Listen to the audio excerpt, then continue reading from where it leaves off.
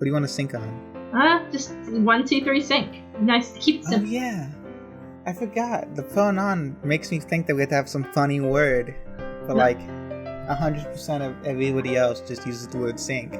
Well, they clap, yeah. Oh, they clap, yeah. But yeah, let's do sync. This is the word sync. Okay. 1. 1. No, you can't. It's your interview. I'm just.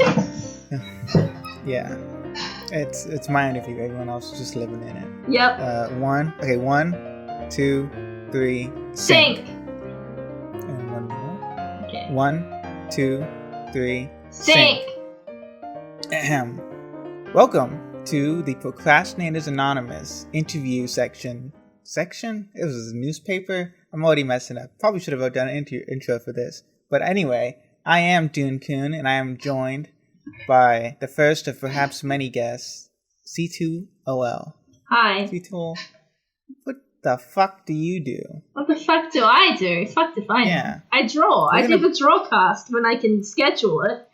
Oh yeah, the drawcast. If you ever looked at the Pronon channel and you've seen some good art, you know, it's probably from C2ol. Yeah. And if you look in the comments, you'll see me taking credit for it. As it should be. As it should be. It's just so easy. And the last the Don't Watch This One episode. Yeah. You commented like, man, I really love this art. You were just asking for me to take credit for it. I was just asking for it, as they say. I think we can talk about the PCP a little bit. But the PCP, the Procrastinators podcast, has an interview little videos on their podcast, on their channel. We're kind of modeling this off after, you know. It's no secret that we're fans of the Procrastinators podcast. But there is a key difference that I think we should address up front, and that is, those are like internet celebrities. Now, they like make YouTube videos and like have an internet persona and presence. How do you feel about that, C2ol?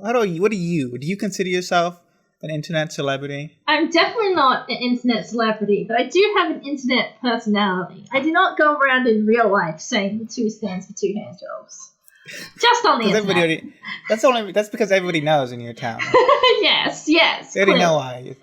Yeah. Do you consider yourself like a content creator?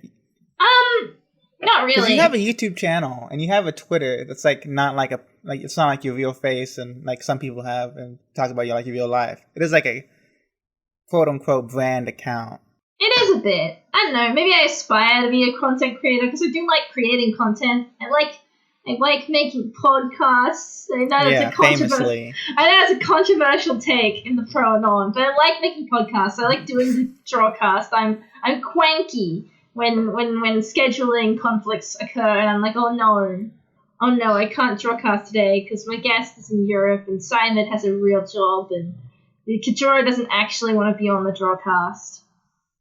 Oh, it's a shame. Speaking of scheduling conflicts, we did schedule this to be earlier this week, and then I had to go into work anyway, and I was like, I can't just. And then you messaged the group chat like, hey, we're still doing the interview today, and I was like, oh shit. 4 hours after I'm off work and it's 2 a.m, we can do the interview because I said I'd do it today, and we're gonna do it because like you, I do like scheduling, making things on time. Yes. If there's one thing I hate, it's missing an appointment. Oh man. Now, the second question is, how long will it take for Babe to show up in this interview? How long? He's asleep, so he probably won't. Interesting. Yeah. For once, a C2ol recording with no Babe interactions. A surprise, it's really off-brand for me. But there is a cat son here, and he has jumped up onto my lap, so that counts. And the chair's already creaking. The chair's already creaking. Covered. Yep. Now, C2ol, let's go back. Let's hop in our little time machine, our little magic school bus, and go back in time to when you were a youngling. I want to ask you, because you do consider yourself sort of like an internet brand, in the most basic of terms. Yeah. So I'm sure you don't want to go into like your personal life and like where you were born and raised and all that kind of stuff. So I'm gonna start the interview like, how'd you first get into like the web? The internet? Okay. Here's a tangential story about before the internet, so get into the internet. Me and my dad would go to a town nearby. I say nearby, it was 3 hours away. And we'd go to a town and we'd buy things there. And we bought World of Warcraft before we had the internet. We didn't realize it was an internet game, you see. We played things like Age of Empires, and Age of Empires. So we didn't realize it was an internet game, and we couldn't play it on our own. It made us very sad. Several years later, I entered high school, and I needed the internet just for basic research purposes. And so we acquired it, and I think it was Babe, in fact, who got me into some of the weirder internet stuff. And by that I mean he introduced me to fanfiction. Then DeviantArt introduced me to Homestuck, and it all went downhill from there. Now I'm gonna ask you, because I am kind of interested. What happened when you came home with World of Warcraft in your hand? And can you tell me what year this was? Oh God, this was like before. I think it was before 2010s, but it was after 2007. So Obama was in office when you got World of Warcraft. Yes, Obama was in office when I acquired World of Warcraft. Okay. Yeah. And you would be, just based on my knowledge, you'd be around like 35 at that time, right? Yes, correct. That is I'm at the young age of 35, still living with my father. Some people do it, you know? I believe it. Not I, though. That fan fiction you're talking about. So, assumingly, because you were on a fan fiction website, that implies that you were a fan of other things. Oh. What were you a fan of? What kind of fan fiction were you reading? If not Homestuck, which you say you two got into later. Naruto. Naruto fan fiction. Yes. Original Naruto, not Naruto Shippuden. Yeah, just original Naruto. Yeah, when they're children, literal children. Literal children. C2ol, you want them to have sex? No, I just want them to hold hands and kiss. Which characters would you ship? Naruto and Sasuke, the canon pairing. True OTP. Yeah. That is true. I mean, even as like a gay joke, like literally the kiss in the first episode, literally made for each other. Yeah. Naruto abandons all pretenses of personal life to chase Sasuke across the world. Not gay at all. It is pretty gay. You know, a lot of anime is pretty gay. And I assume that most of the anime you watch is pretty gay. Relatively, yeah. If it's straight, you'll hear about it, because that'll be one of my complaints. I know you're a big fan of the name escapes me, but the Sailor Moon person, the Utena person? Kumihiko Ikuhara, yes. I'm a fan. Yeah. I'm a fan of his work. I'm a fan of him. I know you like Muwaru Penguin Drum. It is a good anime. It's cool and fun. How gay is that? Muwaru Penguin Drum is actually one of his straighter works. There's like a little bit of lesbian stuff, but it's like it's kind of fucked up, because Muwaru Penguin Drum is kind of a fucked up show. But yeah, no, it's one of his straighter works. Let's say that. Would you say your enjoyment of the show is directly proportional to the homosexuality found in it? No. I think the appeal for Penguin Drum. It's my real appeal is how fucked up it is.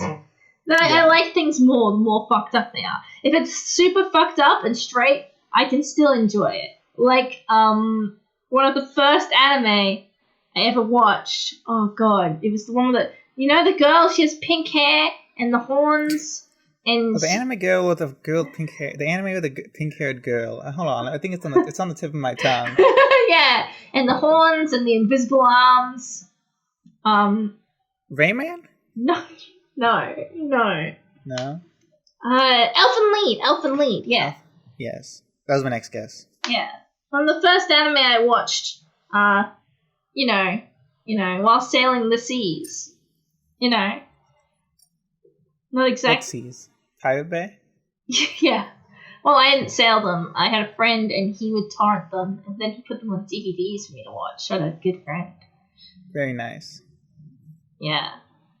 Elfen Lied's really, there's a lot of blood and gore in it, right? Yeah, and nudity. Yeah. How old were you when you watched this? Like year 8, year 9. So 12, 13? Yeah. Yeah. Perfect. Do you think that had an effect on your psychological development? Yes. In which it made me a very edgy child. Which stunted my development, as edginess does. Now, another thing that I know a lot about you is that you say a lot of things that involve sex.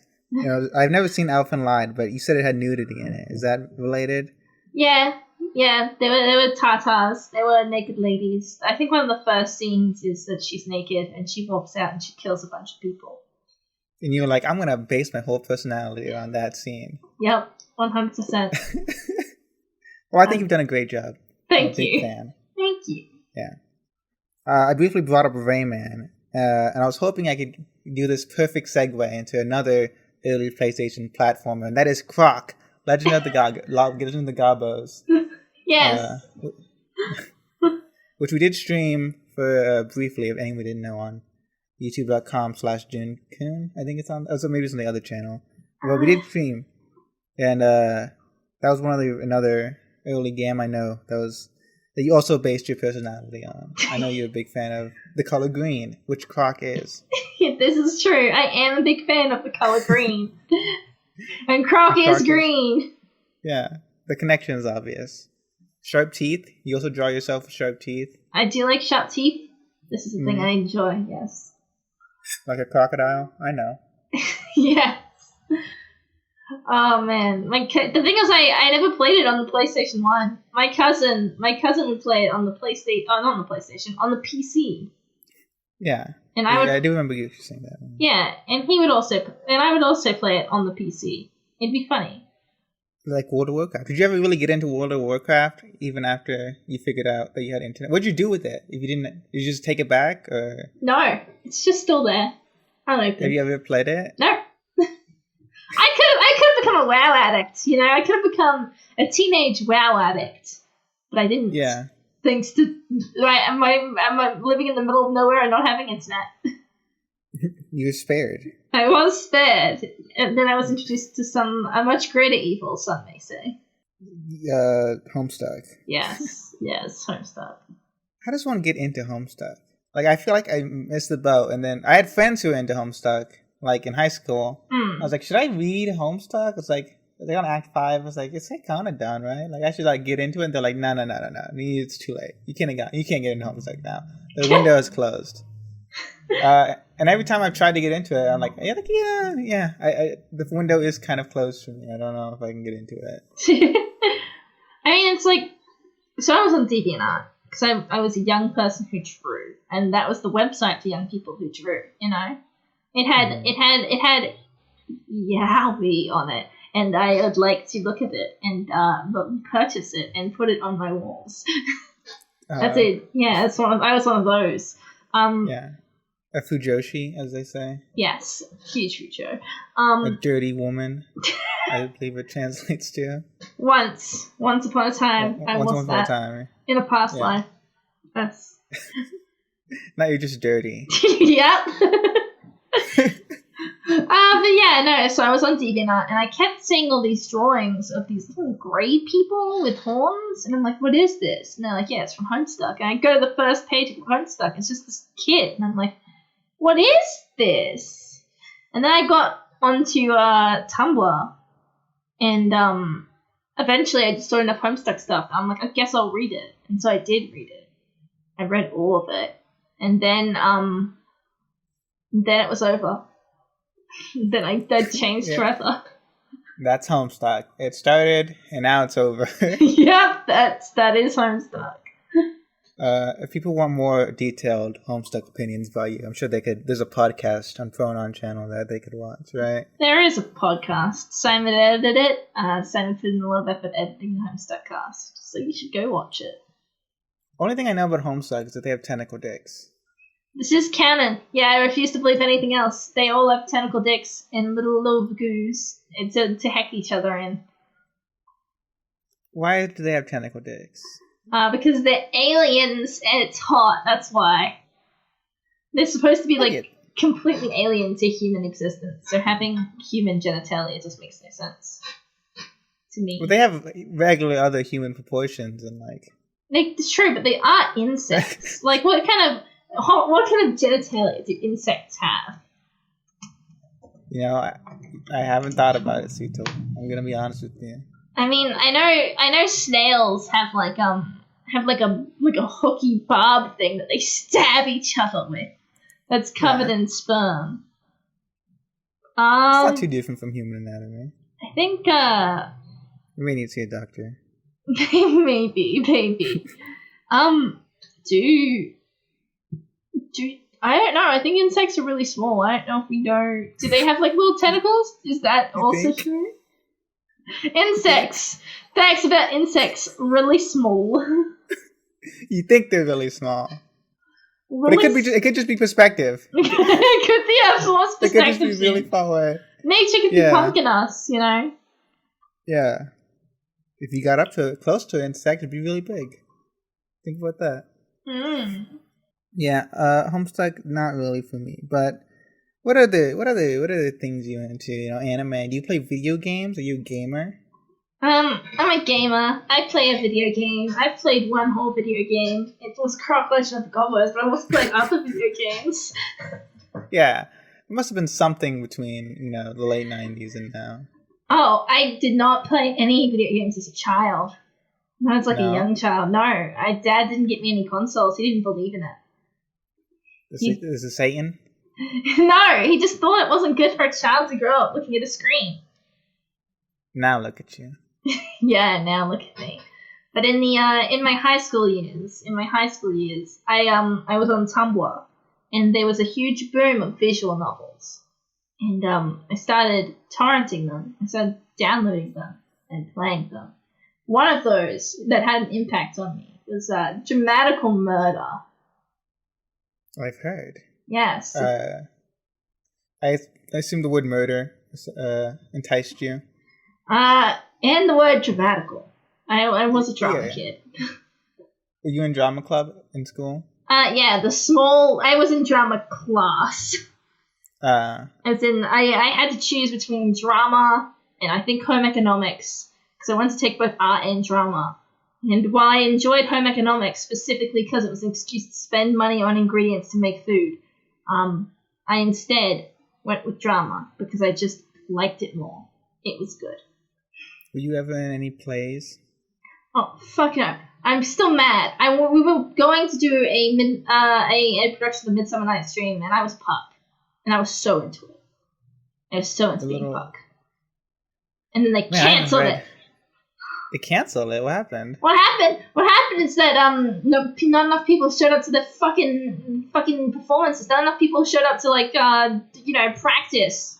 I showed up every single time. I showed up all the time. I was constantly looking at my lines, and some other cunts could not show up for what was one of the greatest Shakespeare plays. A Midsummer Night's Dream is one of my favorite Shakespeare plays. I love it. It's really fun. But everyone else sucked, and they wouldn't show up, and they wouldn't put in the effort, and I'm cranky at them still. That is a shame. I haven't read Midsummer Night's Dream in a while. I believe I read it in 8th grade. I do remember. I remember Oberon. I remember there's like a donkey or something. Oh, I remember it being good. Yeah. Should we do a pronoun recreation, a retelling of Midsummer Night's Dream? 100%. You could be Puck. Oh fuck yeah. We just do a live version of it. Yeah. Pro-on. What we're really going to do Pro-on Con for is that we're going to go ahead and we're going to perform a Midsummer Night's Dream and we're going to record it. Yeah, we just become a traveling Shakespeare troupe. Instead of doing lectures like the PCP, we're going to do something far more valuable: performance art. Yeah, not even performance art; just like general, like regular art. True. It's theater. Theater. I'm more of a Hamlet kid. I liked Hamlet. Hamlet was cool. I like the Lion King as well. It's barely related to the Lion King. You know that. I do. It's like I said. Now, okay. We're talking about you being on DeviantArt and you're looking at the gay porn. You're an artist. What do you think are your biggest artistic influences? Oh man, I'm looking at my art right now. I think I think my biggest artistic influence influences. Let me click a forward button. Let me actually look at my art, like more than one picture, really quickly, and see what I draw. Yes, and a Hago face. A redraw of a lame screech cap. Yes. I definitely feel like when I was younger, anime influenced my style a lot more. You can see it a lot more. I spent ages just on the eyes. I liked putting a million sparkles on the eyes. Definitely a fan of bright colors and gradients. I can 100% give that to anime. Fucking anime. It's bright colors and it's gradients. That's all it does. But I think now my influences are like a lot of Twitter artists, a lot more. I will not be shamed in being ashamed of this, but Shameful Display draws porn. We'll just show some on screen right now. Yeah. No, I probably won't. I think he draws things that aren't porn, but he has like a whole porn comic. But yeah, but who wants to see that? We know what we're there for. I like his clean, thick lines. His style is like really nice. Here, I'll pop it in here. I'll pop it in the texture. But he has some clean, thick lines, some cute expressions, and some varied anatomy. I really like it. It's really cute. It's a cute drawing style, and he just so happens to draw a lot of porn. Which one is the appeal? The cute girls or the porn? You decide. Why not both? Why not both? There's no reason it can't be both. So Trixie probably influenced me a bit artistically. That's something I can't escape. Who? Trixie from the Golden Witch? Yeah, the Golden Witch bee herself probably definitely influenced me. She was a big part of my adolescence, and that kind of her chaos room that she used to have. Oof, I like a clustered aesthetic. I have corkboards that are just huge, like tons of little drawings and photos just stuck together within a frame, and it looks great, and I love it. I do love that like chaotic vibe. Fucking God, Patricia Taxon, who is a music artist. She makes music, but she really inspired me. In the different ways her music sounds, in like the different textures she puts into it.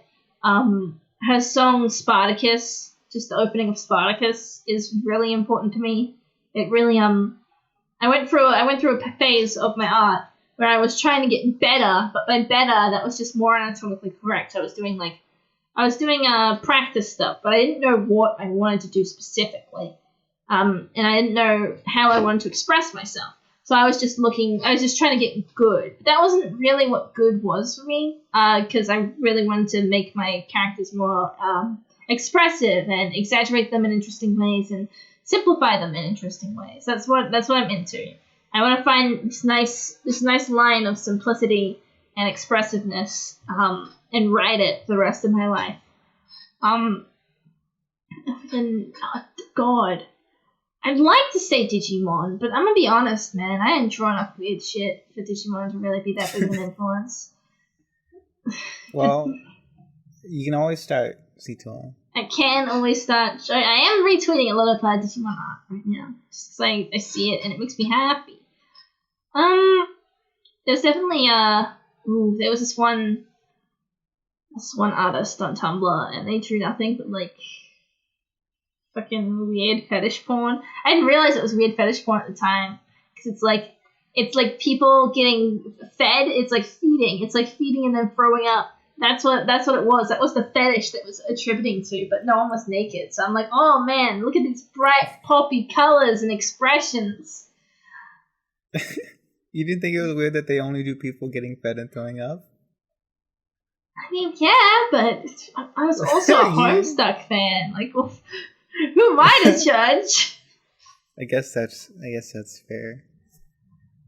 You mentioned Patricia Taxon and Trixie being influences on your artistic artistic influences, but I wanted to segue that into that you don't just do drawing stuff; you do other stuff too. Do I? Oh no, what do I do?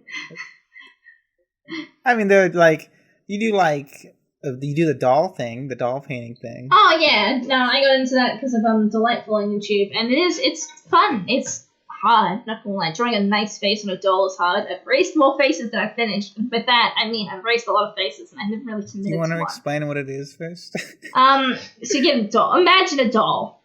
Then you take acetone and you remove its face, not like the molded face, but like the painted on face, and you redraw a new face on it to better suit your vision of what you want this doll to be. And some people can do some really interesting things. You use a spray coat called Mr. Super Clear that adds texture to the doll's face, and then most people use watercolor pencils, gouache, sometimes acrylics to make the face.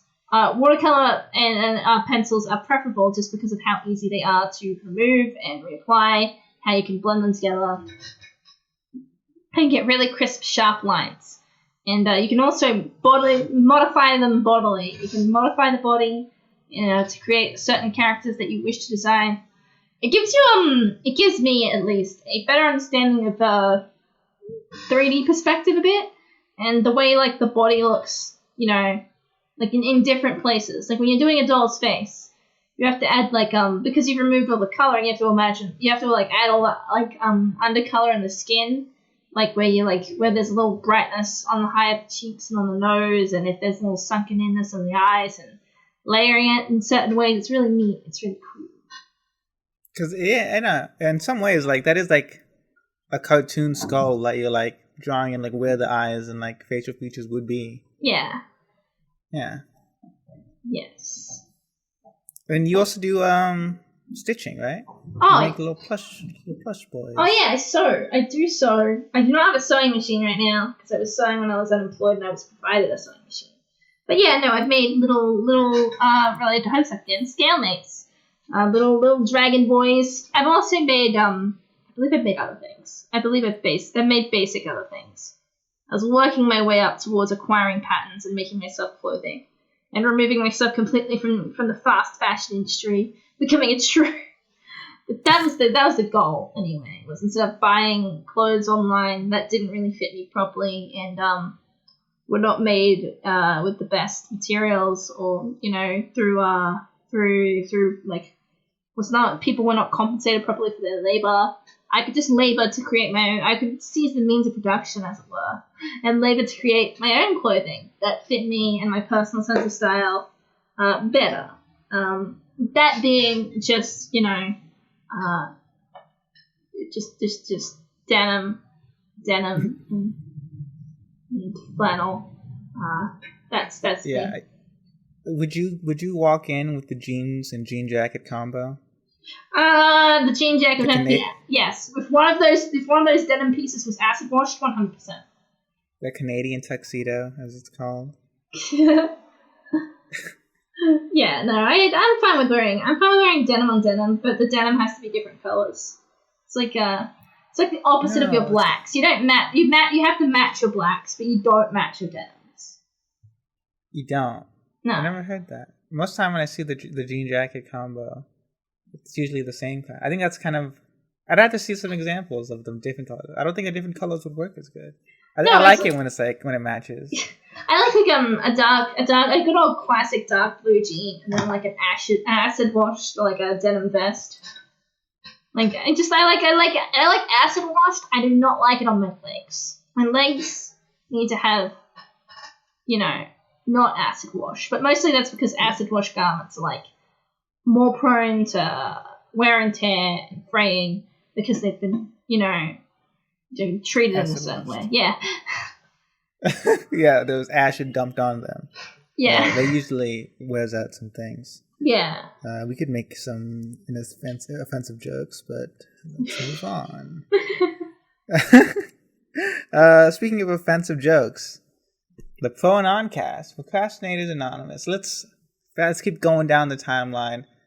You mentioned Trixie earlier. How'd you get into Like, should we?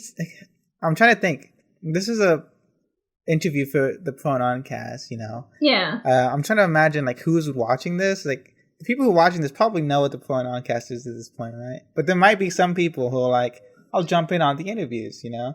Get to know these people personally. And it's also been a while since we've actually done this. So the Prononcast, Procrastinators Anonymous, is a review. Used to be. It initially started as a review show for another podcast called the Procrastinators Podcast. All the main members in the first episode met in another Discord server about that podcast. So how did you find yourself in that Discord, C2ol? How did I find myself? Okay, well, a long time ago, Trixie, under a different name, not my shout name here, out of respect for trans people in general, and not Ted naming them, she used to make a lot of anime content, and I used to watch anime. I used to be a seasonal whore, you know, watch everything that came out seasonally, and I came across her content at the time. And I was really... Wait, no, it was before that. No. This was in the horse days. I came across her Pinkie Pie video where she was like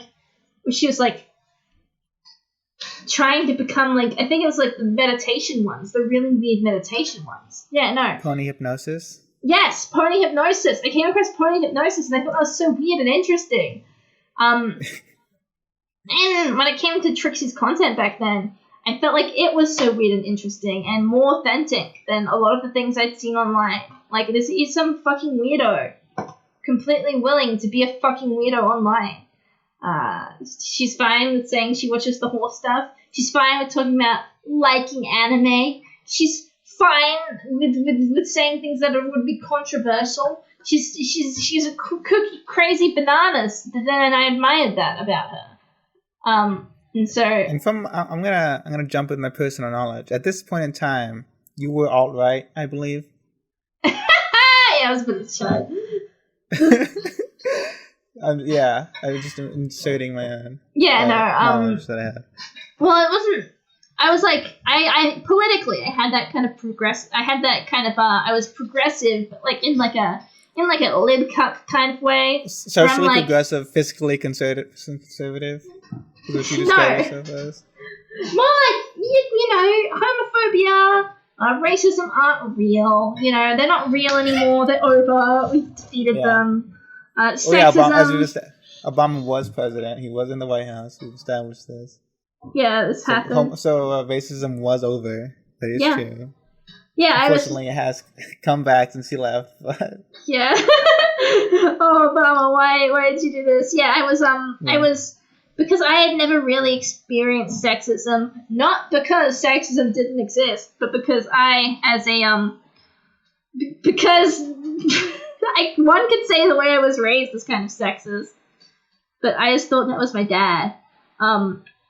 I as an AFAB individual, I hadn't experienced it in the way that like a lot of AFAB individuals say it existed. And I'm like, nah, that's bullshit. Now I've entered the workforce and experienced more things. I'm like, no, that's not bullshit. No, it is happening. That's really cringe, actually.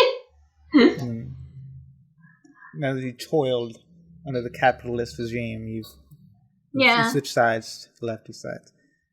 Sorry for the diversion. Back to Trixie. Yeah, back to Trixie. So yeah, Trixie, I was into her content. She actually, I remember a big thing was when I first watched C2ol Online, because I've mentioned that I argued with my English teacher about this. I turned to my English teacher and I said, C2ol Online is a harem anime. This was factually incorrect. However, I had my introduction to anime outside of the seasonal fair, before the seasonal fair, and after the, you know, Cartoon Network phase, was a male friend of mine sitting me and my female friend down, and we'd watch harem anime, and we'd all lay on the bed, and we'd just watch harem anime while he tried to put moves on her, and I would just vibe. Now, I think C2ol, I'm gonna go ahead and let you know that he was also probably trying to make moves on you. He was showing you harem anime. Like a guy with multiple women, you know, by definition. I'm pretty sure my female friend, her tits were bigger, so I'm pretty sure she was the target. However, he was strangely concerned with me wearing a bra and my breasts possibly sagging. I now regret that I didn't never wear a bra, and then they didn't sag so much they're flat and they don't exist. And those are my regrets. But that's. Well, even if your boobs weren't as large as your friends, you can't build a harem. It takes a village to build a harem. It takes a village to build a harem. Yeah. So.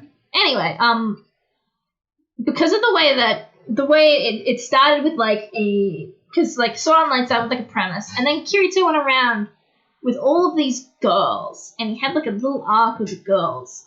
But just because they didn't stick around and live with him did not mean that it didn't come across. It still come across as very harem-like to me. It came across like a harem anime, just a different kind of harem anime. I can now and I called it that because that was the vibe it was giving me. I didn't know how to communicate at the time that this is bullshit and it's dumb and bad. I'll fight you on that because. I do agree with you that Sword Art Online is a harem anime because, in the way that I talked about this in a Dune-kun video. Go youtube.com/Dune-kun. That harem anime, actually it's on the other channel. YouTube, harem anime. It's not about the set in stone fact that a man is in a sort of close proximity to multiple women. It's more about the effect that it has on the viewer. For that, the male viewer to say, "Man, I'm so jealous of this guy. Gets to hang out with all these cute girls." That's what a harem anime is about. I think the thing that made it a harem for me is that he was a guy, and he got to spend time with a bunch of these girls, and all of these girls were in love with him. All these girls. It's literally what I said, C2ol. Yeah. It's literally what I just said. Yeah, I know. I need to express myself. That's why I thought it was a harem anime, and I think you're right. And I think I was right. It was a harem anime because in the end he gets with one girl, as they all do in all the harems. Eventually they pick a girl. I'm sure. I'm pretty Sometimes it's unsatisfying. Sometimes, not in the anime, but usually in the manga, you'll find out that he went with this one girl or this guy. Yeah. So it was like that, and then I watched Trixie talk about Sword Art Online and break it down, and I'm like, it did do that, didn't it? It did do that, didn't it? And I'm like, oh my god, all these weird feelings I have about Sword Art Online, someone has put them into words and then into a video where they're playing video games. I understand now. I get it. Someone understands me. They play video games and watch anime. For so long, I was alone. Now that I found someone else who plays. Then I used that as a way to communicate with my teacher a bit better. And then I eventually said the thing. Shinji is a better hero than what's his name? Kirito? Kirito. I feel like the way I worded it, what I was looking for was the word protagonist, but I couldn't think of the word protagonist, so I said the word hero. What I meant was protagonist, because Kirito is a nothing burger. He's nothing. He's a stupid big dummy dumb. He's not cool. He's not interesting. He's not even a little bit gay. Unlike Shinji, who has daddy issues, is depressed, and got a boyfriend. All things you can relate to. Yes. 100%. More relatable here. I would also say that Kirito is actually more heroic than Kirito. Shinji is more heroic than Kirito. I mean, yes. Because Kirito is what makes to be a hero? I think a lot of courage. I think Shinji has a lot of courage, because he is super afraid of dying all the time. But Kirito is whatever. He's I don't care. It's no big deal for me. So it's not really he's being heroic. He's just doing stuff. That's true. He's just doing stuff more effectively, whereas Shinji has to battle to overcome all his personal baggage so he can help other people. He's got to battle the urge to jack off over Asuka's comatose body. He's constantly in a battle with something. Yeah. Which makes him more compelling. Hot take, Evangelion's better than Sword Art Online. Incredibly hot. So spicy. Don't burn yourself on that one, kids. Oh, jeez. Okay, so continuing on with Trixie's involvement with your life. Oh, yeah. How did you get into... So you established that you were a big fan of Trixie's solo anime content. How did you move that over to the Procrastinators? She said the Procrastinators existed. Okay. Well, it's not just that, okay? So I was a big fan from the horse days, not just of Trixie, but also of Tom. In fact, I could say with definitive certainty that I was always a bigger fan of Tom. Trixie just made more content. That's actually gets you. Yeah. She makes more content than other people, but there's so much to consume. There's so much to consume. And she's like, here, open wide, have another Bibio, and I'm like, yes, mommy Trixie, yes, please. Yeah, I am a depressed teenager. I have nothing better to do than to just watch hours of your voice. We've all been there. Yes. But Tom was going to be on this podcast, and the boys from T-Bat were going to be on there, which I also liked. I liked all them. I didn't know who this Munchie guy was, but Hippo, Gibbon, she was going to be on there, and so I'm like, ooh, yes, I know of all these people because I followed all their pony stuff because I was like really into pony stuff back in the day. Yes, I'll go watch this podcast with all of them in it.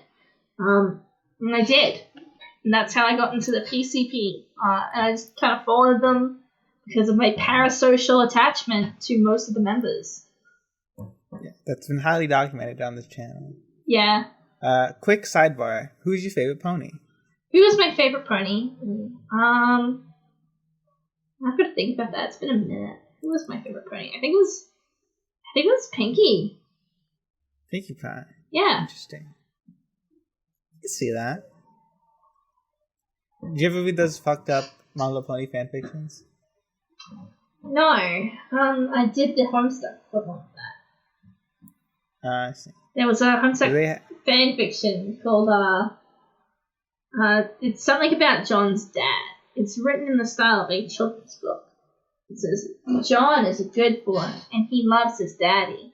John loves making his daddy happy. I still remember the opening lines of it. I made a very dear friend through going onto the Homestuck role-playing site and just spamming the entirety of that fanfiction from memory on the site. And it was a slow day, and we just got each other a bunch of times, and we exchanged Skypes, and that's how we became friends. Tale as old as time.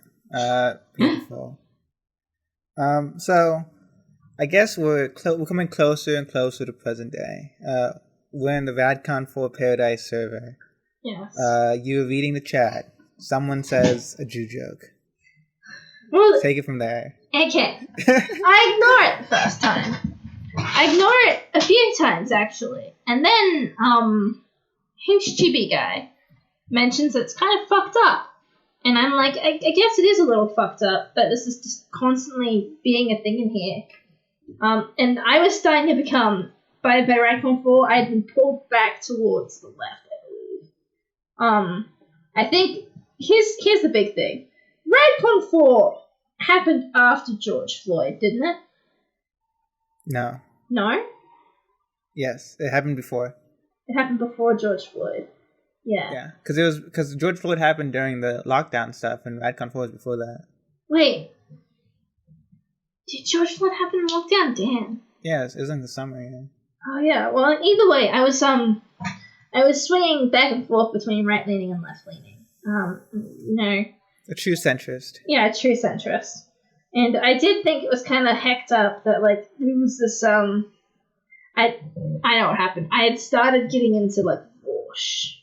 And I wasn't taking him too seriously, but it's like, hey, haha, funny, stupid, bearded man. Because I watched political commentary from all across the aisles, just to, like, have a good idea of what was going on and what the talking points were. Any Ben Shapiro? No. Any Louder with Crowder? No. I didn't. How could you say it? It sounds like you're lefty communist on C2ol. I watched like Tim Pool. I watched some different right-wing leaning individuals. Nice. There was a period of time where I almost got into Black Pigeon Speaks. I don't know what that is. He's a right-leaning individual. Let's just say that. He's black. He's a white man living in Japan. What? Is he one of those libertarians with Asian girlfriends? Kind of, yeah. I'd say that's basically what black Asian speech is like. How could you not politically agree with that kind of person?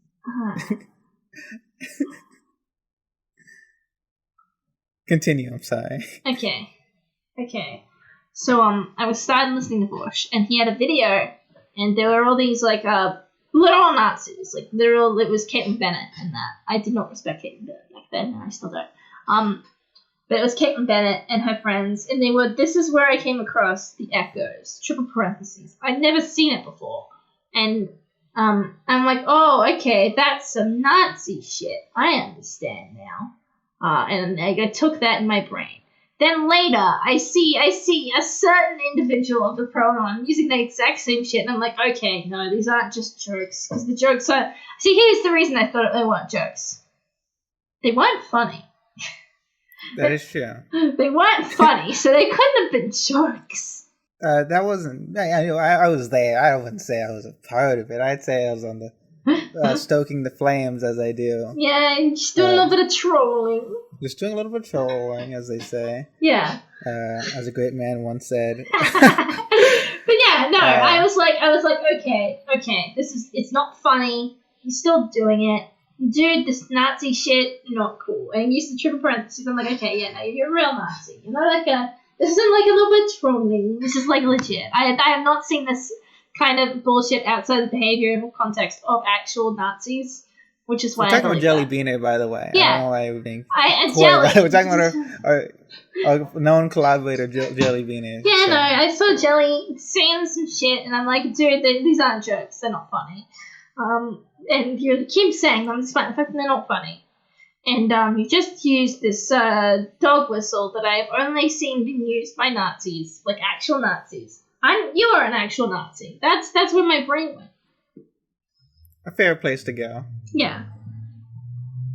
And so I'm like, hey, you're a Nazi. We had like this whole conversation about it, where I got epically pawned on because I couldn't tell the difference between Jelly being unfunny and Jelly being a Nazi. Here's the truth, kids. There is no difference. When Jelly isn't funny, he is a Nazi. Which is all the time. Yeah. He just is a Nazi. He just is a Nazi. I've just learned to accept it. After knowing him for like a year, I can just say he is probably just kind of like a weird Nazi. I don't think he's like I don't think he's like a weird Nazi. I think he's like he doesn't care, but he doesn't care to the point where he doesn't care if he hurts other people either.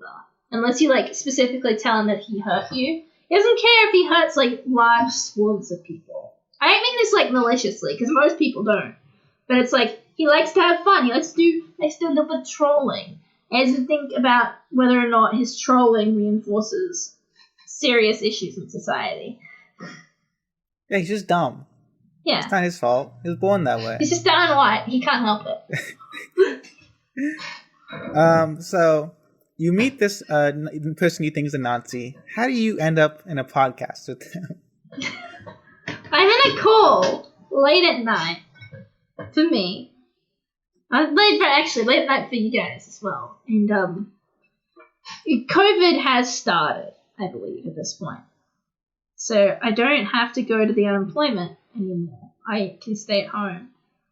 And I think in that call with like a bunch of other people, like you and a bunch of other people, we like decide the podcast. And I say, oh, who will be the girl? Haha.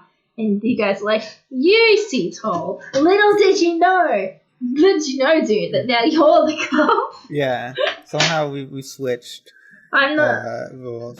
Yeah. That's the way the cookie crumbles. I think if we actually could just switch bodies, we'd be a lot happier. Yeah, probably. Oh, you have curly hair too, don't you? That's perfect. Yeah. It was cursed. You'd be a black man. I'd be a funny accent housewife. True. Perfect. Oh. We gotta work on that. Where is that, Joe Biden? Where's that? Yeah. We need that. Instead of some vaccine for a fake Chinese virus. Solve the real problems. Yeah. What were we talking about? Phone on? Yeah. Right. We invited you to the podcast. Go back to the first episode of Phone On Cast, and you'll see who was in that call, basically. Yeah, pretty much. What a twist of fate. Yeah. I remember when we first released the first episode, a lot of people were like, oh, it's like, people were surprised that we didn't know each other before the episode. Yeah. Because, like, we would, like, talk to each other, like, pretty casually, and, like, yeah, people thought we were friends for a long time, but, like, no, we met, like, a week before we did Literally a week before, yeah. Yeah. Are you a part of any other internet communities, C2ol? Not in, like, a meaningful way. I'm always a bit of a lurker. I've had, like, before this, I was in Babe's D&D game, which has been going on for, like, 5 years now. That's real people, C2ol, that you live near. It's like, This is an online D&D game. This is done online. This isn't, like, real people. It's not? I always thought it was, like, high school buddies. Oh, no. Hell no. Hell no. No? No. This is, okay, so in high school, Babe got into a D&D group, and he invited me. It was an online group with some Americans, led by a guy who named his son... Fuck. There he is. I knew it. There he is. He's awake. What's the time? 52 minutes. He's awake. No. There was some guys in, oh my god. It wasn't Discord. It was before Discord. TeamSpeak, yes. TeamSpeak. Wait a second. I just got a text. How did these fuckers get my phone number? What are you talking about? Jelly and Sean just texted me. What the fuck? Like, I guess you might want to talk to Babe about that. Oh my god. I can only assume that one of them's Sean, because Sean just sent me a PQGX picture. Interesting. Oh, it's hilarious. I heard you talking shit. Call him a Nazi. You should stop being such a fucking Nazi then, bro. Bro, I love you. Stop being such a fucking Nazi. Oh, fuck. Where were we? I died. I got distracted by this fucking QQGX picture. Why is my... Oh no! What the fuck? Apparently my number's on Twitter. What the? Uh-oh. That's not good. Why is it on Twitter? God. Why is your phone number on Twitter? Is that I don't know. Oh, on the pro and on Twitter? Oh, okay. And they can probably check that because they have access to the phone. Yeah. It's not public, Alfred. For any fucking perverts in the audience. It's still weird to text someone out of the blue, though. It really is. It's too late now. I'm adding Jelly to my contacts. I got a text from a guy from high school like a week ago, and I was like, he's like a friend of a friend, and I was like, no, I'm not responding to this. Like, I like the guy, but it's not like, I don't know, it was 5 years ago. Time has passed. If we were gonna be friends, the time has passed. Oh my god. Oh well. I now have Jelly Gina and Sean Dawn in my phone. Suck it. I can now contact you guys whenever I want. See, I have my brother on my phone, obviously, but he also has Discord, and I don't think I ever like choose to text him. It is just always more efficient to use Discord. This is true. It is more efficient to use Discord. Like, my phone is just for, like, my mom and my dad. Like, anybody, my friends, like, or anybody else my age, we use Discord. But it's just more, you can't fucking post, like, funny girl gifs on text messages. Which was, well, like, how I communicate with people. I remember in my D&D group, we had shared all of our phone numbers just because if one of us was late and you couldn't contact them through Discord because they were, like, AFK or something, you could always call them, which was handy. And now... But there's Discord mobile apps. Yeah. How's it different?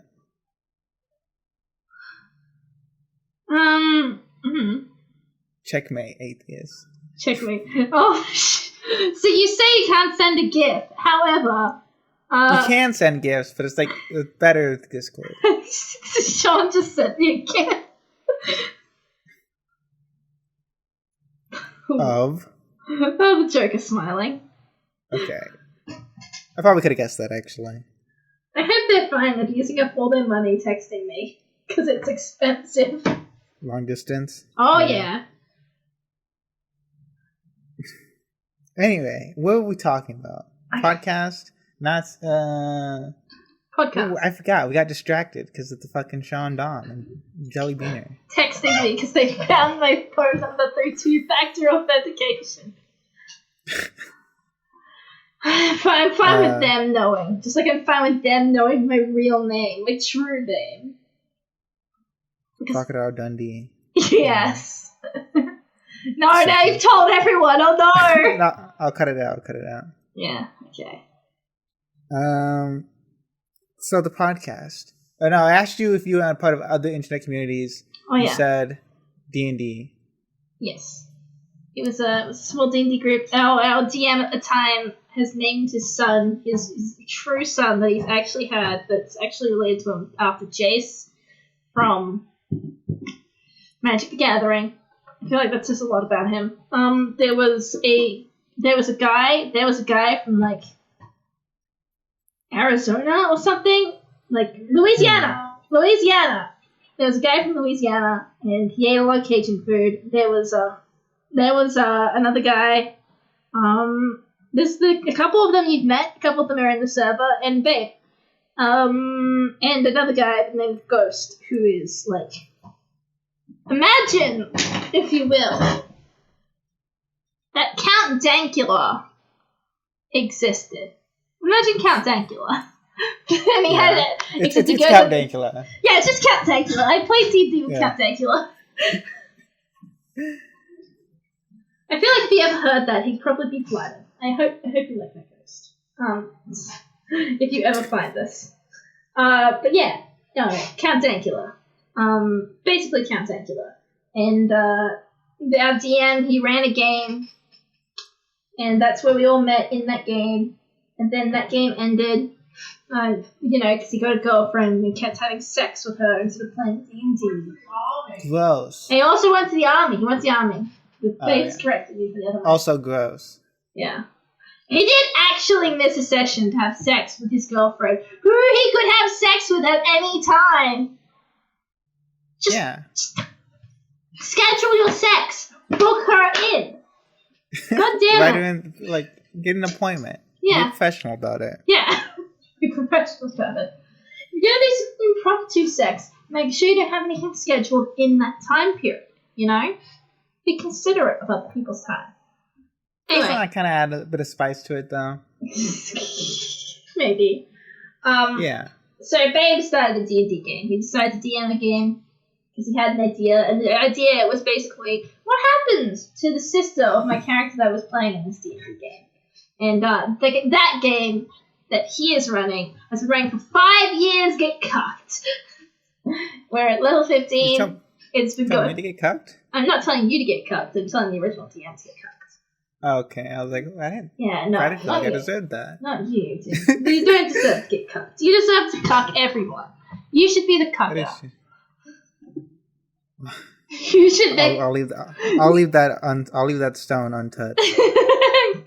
You deserve to have all the sex and never get and harm other people whilst doing it, if that is your style. That mentality has gotten me in enough trouble for one lifetime, C2ol. So I don't want to. Let's just move on past that. Let's save that for the Dune interview. Yeah, which will never happen, by the way. Never. All right. So yeah, that's the closest thing to a community that I've realized. I mean, I guess I had I was part of the Tumblr Homestuck RP blog community. I had a little RP blog with some friends that I broke off from. For various different reasons, but most of them were that I was an emotionally immature jerk at the time. Who wasn't? I mean, you're in the Homestuck fandom. This is true. Could anyone expect better of you? Yes, and they should have.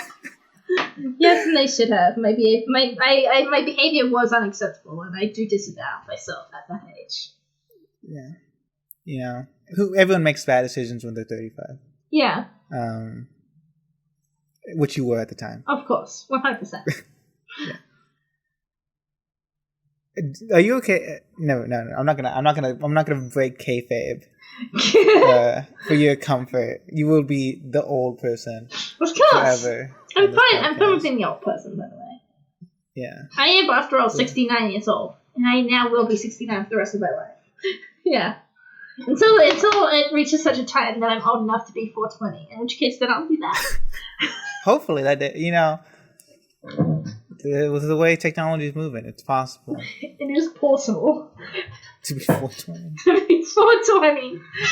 Things are 420. Things have been 420 before. Then every day I'll come up to you and be like, "You're 420? You don't look a day over 69."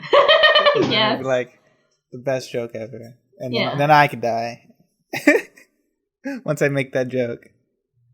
And if I'm just judging by your ages, if you're at 420, I'd be about maybe like 35. Yeah. That's just how that math would work out, I think. Right. So I'm gonna. You used to say to me that when we first started doing the podcast, you got a lot of art productivity by doing the thumbnails for those. Yes. That is, what did you? I want to know what you did before joining. Like immediately, like a week before we started throwing on. What was your day like? I would try to draw. I wouldn't get anything done. I would do the same thing the next day. Maybe I'd play video games. Before that, I was my uncle's carer, and that because the year we met last year, was the year that. Actually, I can tell you, because I remember now. What happened was, I was my uncle's carer for the 4 years before Pro and On existed. And it was a emotionally taxing job. It was difficult. I love my uncle a lot, but there was a lot of external pressures because I was his carer. There were a lot of expectations for the way that our arrangement should have worked when it didn't, because there was trust there. And by the 4th year, because I'd been with Babe for all of those years. I'd been with Babe since before that. I've been with Babe like for longer than I've been in the D&D game with Babe. So my uncle felt bad. He felt like he was chewing up, the beginning of my life. Like I was not really getting a start in life because I was waiting around with him, and he felt bad about that. And so he decided to let me go. Just purely because he wanted me to live my life. And so after that, after living in that kind of stressful, high-pressure environment for a while, I didn't really know how to function.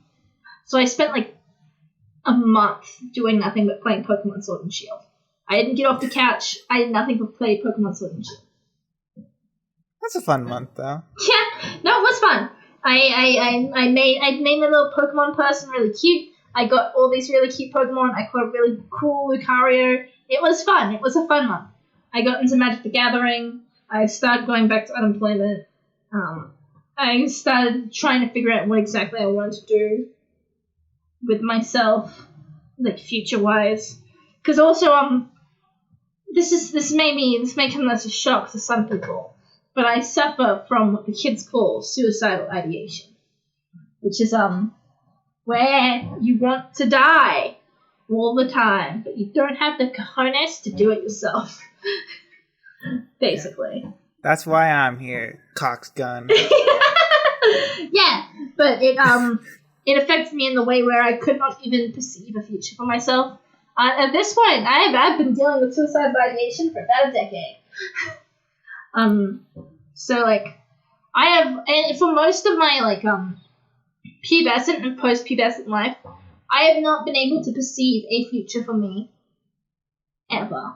And so last year I started trying to do that. I started trying to envision more than the now. I still haven't done it yet, but I'm working on it. Yeah. And so I was in like a real I wasn't in like lately I've been depressed in a more like active way, I guess. Like hold on. like depression is not something that I sit in for a long time and it just makes things slow down like molasses. Now depression is something that sneaks up on me when it is inconvenient. In the few hours between work that I have where I can do things and make myself happy. And it drags me to the bed and keeps me there. And so I have to get up for work again. You know, if it's in between work, I think sleeping it in between 2 work shifts is like good. And you should be doing that. That is how you should be spending your time. Yeah, no, I sleep. And then when I'm at work, if I'm not performing adequately, I get anxious. And it sucks. It's not great. But I'm re-engaging mental health services, which is something I tried to do before the Rona. And then Rona happened, and then I couldn't see the person I was supposed to be seeing in person. And the phone stuff just felt weird. It felt off. And so I just stopped. And now I'm re-engaging them because I've had 2 suicidal meltdowns in the last month. I guess that's a good reason. Yeah. Being bad at your job. I used to be the same way. I was like, I have to do like a good job because otherwise people will be mad at me. But like, yeah, this is just a job. You know, it is. But the thing is, my boss capitalism. cares. I have to explain this because he takes pride in his work. He genuinely cares about his work. He spent 12 days redoing a floor for a public building, and there was a single scratch on it, and he was so pissy that day when he saw that scratch because someone had dragged the table across the floor. He really cares about his work. He really cares about doing his job and doing it well, and he expects me to do it to the same standards that he does it. Little does he know that all the mistakes he points out me doing, I have seen him make those exact same mistakes. I don't call him out on it, because that'd be kind of a dick move. I just, just picking up a few more bugs with the mop, it's whatever. But it's like, it's more pressure than I feel like cleaning should be. Yeah, you just gotta, like, be chill, bro. You just, like, smoke some weed, dude. There's a bug on the floor. Yeah, I know there's a bug on the floor. There were 50 bugs on the floor. I got most of the bugs. Knowing you, C2ol, though, you probably did put the bugs there on purpose. No, they're too small. Like interior decorating. No. Actually, real quick work side tangent. Favorite thing about work is because we do a lot of public buildings. We do the ones that are out of town. So things like the local astrological center, where people pay to go learn about space, and there's a bunch of good what do you call the things? They're not stethoscopes. They're telescopes. There we go. I need a scope with them. The stars look so beautiful through this. I can't even fucking say it. All right, go ahead. But yeah, there's a nice, good stethoscope. Yes. Now I'm back at it. Telescopes. They spent money on very good telescopes. When really what they should have done is they should have fixed those Space Invader fucking machines that I recently found when we were cleaning the storage rooms. Why don't they have those out? But they have some nice telescopes, and we live in rural Australia, so you get a good view of the stars. I imagine, yeah. Yeah. And because these buildings are out of town, when it rains, frogs get inside. So I get to pick them up and take them outside, and I get to rehydrate them and look at their little froggy faces as they drink, and it brings me joy. Yeah. I feel like if your job was just picking up frogs, you'd be like the happiest person alive. Probably. Frogs are great. Frogs are pure, unlike the rest of humanity. I like how you say the rest of humanity as if frogs are part of humanity. They are. See, we're gonna evolve into crab, and then we evolve into frog. That's our true final form. God, I wish. If we could all be frogs. Well, I did have on my thing to ask you about the future, but it seems like would that be a gauche question to ask at this point? No, I think I've been trying to think about the future. I think when Pronon first started, I really I was addicted. I was literally addicted to the productivity it gave me. Having you be like, I need this fucking thumbnail, C2ol. I need this shit drawn. And being able to sit in a call with you guys and draw it while we're in the call was really good for my productivity. It allowed me to recognize that, one, I am actually an extrovert who's just spent my entire life being isolated from other people. So I can actually get shit done if I sit in a call and I talk to people about it, which is good. Two, I learned that my weird light sensitivity also is blue light sensitivity, and I need glasses. But I've learned a lot about myself. I do think I want to be some sort of online content creator. Like, I've wanted to make comics for a long time. I used to make comics in high school back before I cared about whether or not my art was good. They were really shit, but I pumped out tons of them because I had fun doing it. I'm going to try and get back on that. I tried to start a project this year, and I haven't. Like, you've done writing for it, and I've read a good chunk of that writing. It's good. I'm really excited about it.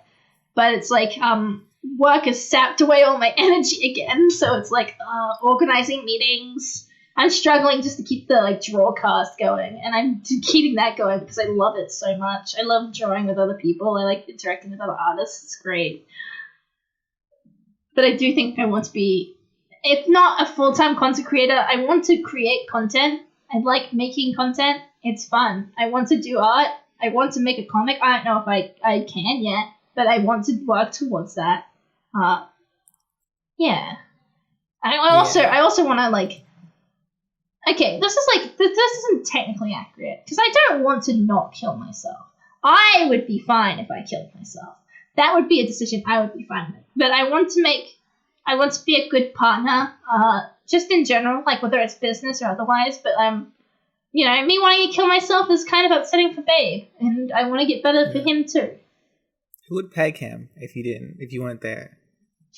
God only knows. He'd probably have to leave town to find someone to peg him, Yeah. I'd have to come visit. You'd have to come visit. This is true. I do live in what has been called a mansion because I have several rooms, several unfurnished rooms.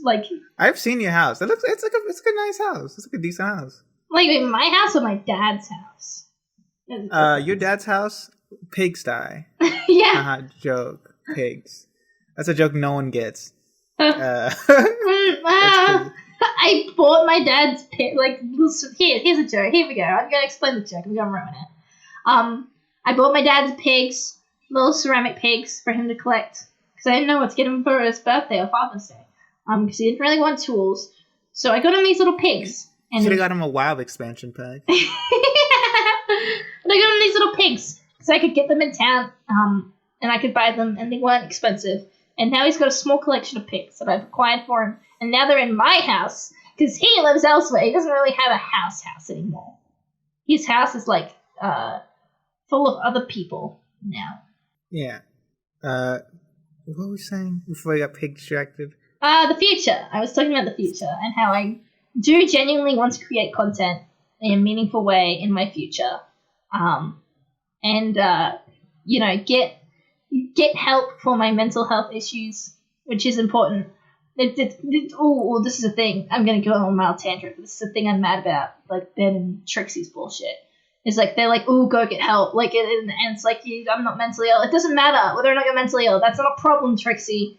It's not a problem. There's nothing wrong with being mentally ill. It just means that you you need help to function in society, which should be normalized. There's nothing wrong with that, okay? If you're having difficulty with things, get help. There's nothing wrong with that. You shouldn't be shamed into that. Then don't be an ableist prick. Don't be an ableist prick, please.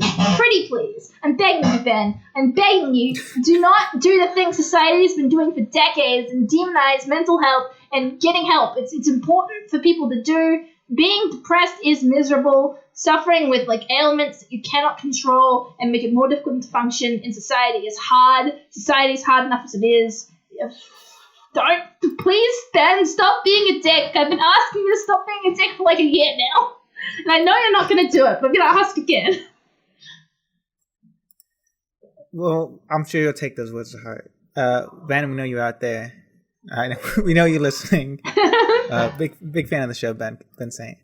I kind of, as people in the audience may have picked up on, I used to be a content creator. Yeah. You made good content. You write good. You wrote good scripts. You performed scripts well. I haven't made a lot recently. I do kind of feel like the way you feel like the Phone-On did make me feel when I was more actively involved in it. I was a lot more productive than I am now. Yeah. And because I've taken a step back. I also this is sidestepping to Dune interview territory, but since I've been like transgender, post collar, I've like my videos have been like more like honest and more indicative of like how I actually feel about things. As is before, just making weird, edgy jokes, like playing like these weird psycho characters. I don't know how familiar you are with old Dune-kun videos, but they're pretty wacky. I started watching them when I met you, so I'm not like super familiar with them. I'm more familiar with your newer work, if only because you asked me to do a voice line, and I'm like, oh my god, my friend wants to collaborate with me. Ooh, I'm so happy. I also love collaborations. I've learned that from the Phone-On. I love collaborating with other people, not just because I'm like one part of a whole, but because in working with other people, the whole can be more complex and intricate. Because it's not one person shouldering all the work, and it might not take forever. Yeah, I do like collaborating with other people. I think it's fun, in a Channel Awesome kind of way, a nostalgia critically Linkara kind of way. Yeah. But my problem is that like.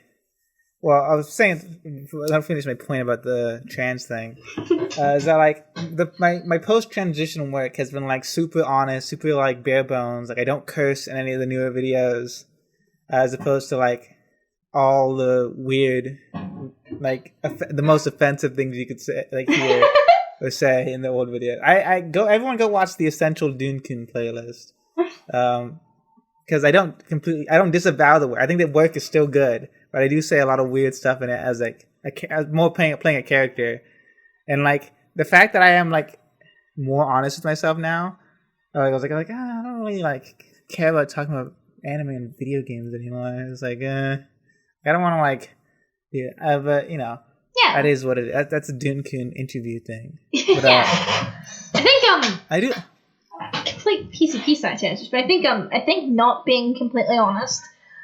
It's the downfall of Best Guy Ever, because he played this very specific character, and I'm sure he believes in all the values he espoused, but I don't think he recognized the consequences of espousing those values, of telling his viewers that I want you to hold me accountable, and then being held accountable when his personal life changes and he can't hold up to the things he said, Who would hold him accountable? Just people harassing him on Twitter. Maybe specific people. Maybe two specific people. Maybe people who go to the PCP and say, no, Nate, no, watch, despite the fact that maybe Nate's just not interested, guys. Maybe just let Nate figure out what he wants to make and make the best stuff he wants to make and stop speculating about his private fucking life. It's none of your business. Anybody in particular you want to address that too? Well, here's the thing, right? You want to call out somebody? I would have... See, there's once a time where I would have said Sean Dawn. But with a lot of the Trixie drama on Kiwi Farms, Sean looks fucking normal in comparison. Sean looks like a kid who looked up to him and he thought, you espouse these values and you say you want me to hold you accountable, so I'm going to get on to you about this. Like, Sean's just someone who took what Nate said seriously. And then I see people on Kiwi Farms being like, yeah, no, Nate's gotten a job. Nate secretly hates all this bullshit. And I'm like, fuck off. Who cares? Leave Nate alone. Let him live his best life. Let him go mushroom hunting with Michelle. Don't be weird. Like, if you thought Sean's, like, kind of like, Nate hasn't done the thing he said he would do, was kind of creepy, there's some creepier shit. Sean is incredibly normal in comparison. I'm gonna be honest. I agree with that. Yeah. Another thing that Phone-On kind of taught me is that, like, I have been in the periphery, like you, of internet communities. Never too much in the forefront. The PCP fandom is kind of like the only, besides like anime, is like the big fandom I was into. If you can call it a fan, like it's weird to call it a fandom. Well, anime is like a genre, but like it's like a genre that's like it's like nerd shit. I'm at the PCP. Yeah, it's like nerd shit, like double nerd shit. Like you're even more of a nerd if you like anime. But now it's like it's not that way at all, really. It doesn't matter, kind of, and people expect you to be into the latest shonen. People expect me to care about My Hero Academia, but it's straight. Why do I care when it's straight? Why do I care when Todoroki's abusive dad isn't torn to shreds the way I wanted him to be? You can fuck off with that shit. Yeah, anime is, as I've always said, anime is bad. Don't watch it. Yeah. That's my catchphrase. That's why I don't review it anymore. But, yeah, phone on. I have realized that, like, I've always considered myself an introvert, and Pronon has reinforced that idea that I am an introvert, and I'm just like really bad at talking to people. I feel like all our conversations, because I know you're very you're ironic. You joke. You do a little trolling. And you don't mind that. You like it, actually, I believe. Correct me if I'm wrong. Do you like trolling? Not that I like trolling. It's just this ties back into the video thing. It was like, when I'm being honest, like I don't really have a lot to say or like that much to add to any conversation. Like I could say stuff like, man, what's the point? You know? It's like, this is chill. But when I'm being a bit more goofy and silly, I could talk for hours. Like we're doing a podcast, I can like crack jokes and stuff. But like, if you were just hanging out in a room, like not being recorded, like probably wouldn't say that. Like I didn't, enjoy spending time with my friend, but like, I'm not as this talkative as I am on the internet. I know. I like. It's a lot easier for me to put on like a character and like do like a bit. Yeah. Than just to like talk to people generally. Yeah. No. I have always been too I've always been too I've always been too autistic to like pull that kind of shit really, and in a way that isn't super toony, I know. Yeah. And so it's like, that's another thing Trixie taught me, despite the fact that she was never being honest with herself and she was playing a character, but her character was so strange and came across as like too strange to be disingenuous, and she lived it so she lived that character to the point where I felt like it must have been true. It wasn't true. She is in fact a different person, and my parasocial relationship is in fact a parasocial relationship with the character, but that parasocial relationship also taught me that I can be a stupid weirdo, and people are gonna pull shit on me because of that, and that's, whatever. I don't care about that really anymore. It's one of the few things I don't care about, next to all the things I do care about, like Homestuck. And you, how sweet. So you're saying you don't care about being a weirdo online? No, not really. Or did I? So you're like, yeah, whatever. Just do like you just like. I'll just be silly. I'll just be a goof. Yeah, it's fun. It's more fun than whatever. And let's be honest, everyone online's a fucking weirdo. Everyone's like some people will look at Sean, and they'll say Sean's a weirdo. Sean's not a weirdo. Sean's pretty normal in comparison to the other weirdos here. I have been very adamant about my hatred towards everyone in Pronon. But like I do this with my real life friends too. I'm like I don't like you. I have a list of complaints about you, but like I still think you're better than most people. The fact that I will still continue to talk to you is that I think you're better than most people. Dang. Like you're more tolerable. Dwayne, what's your complaints for me? This should be a thing you do in all of them. Tell me your complaints about me. I mean, okay. I think I get mad at you. I got mad at you for spending money, for sending Trixie a Blu-ray player and like super chatting and stuff. That's what I get mad at you about. Like, spending money. And like, and I justify having a list of complaints about my friends by like, because they're not secrets. Like I will tell you when I'm upset with you or something. Yes, that's something I I don't gossip about people. Like I don't like if I have something to say about someone, like I will not hide what it is. So and that clears my conscience of being mean to people. That's fair. Like I'm being just being honest. I'm just being honest. I think a big thing is because I've done this. I've talked about Jelly on a stream before I talk to him, but I need to talk to figure out what I'm feeling. I need to talk out my feelings to like recognize them, realize where they're coming from, and then externalize them in a way that isn't cunty. Because my instinct is to be kind of abusive and cunty. That is my first instinct, and that's just because of the way I'm raised. Like I was raised in kind of an abusive environment where honest, earnest conversations about how you're feeling weren't a thing, and you had to be all passive aggressive, and you couldn't really communicate. So that's just it. And I'm not gonna apologize for that. I'm not gonna lie. I'm not gonna apologize for that. But if I do hurt your feelings, that's not my intent. I don't want to do that, and you should tell me if it does hurt your feelings so I can not do that. But I do admire that you can just say what you're thinking. I admire more that you know what you think and feel, and you can then communicate it clearly. That's what I admire. Because I'm a genius. You are a genius. Also, I do not regret sending Trixie that Blu-ray player. That was funny. I think it was funny. I think you spent too much money on it. I think here's the thing, right? I was raised poor. Here's the important thing. C2ol raised poor. But I was raised poor in a way where I don't, like, no amount of money is ever going to truly cover all my needs, really. No amount of money is going to, like, get me out of capitalism. No amount of money, unless I become, like, a freaking millionaire or something, nothing's going to free me from having to sell my labor and my time, specifically my time, to do things that I don't care to do, or to make me do things that I don't want to do.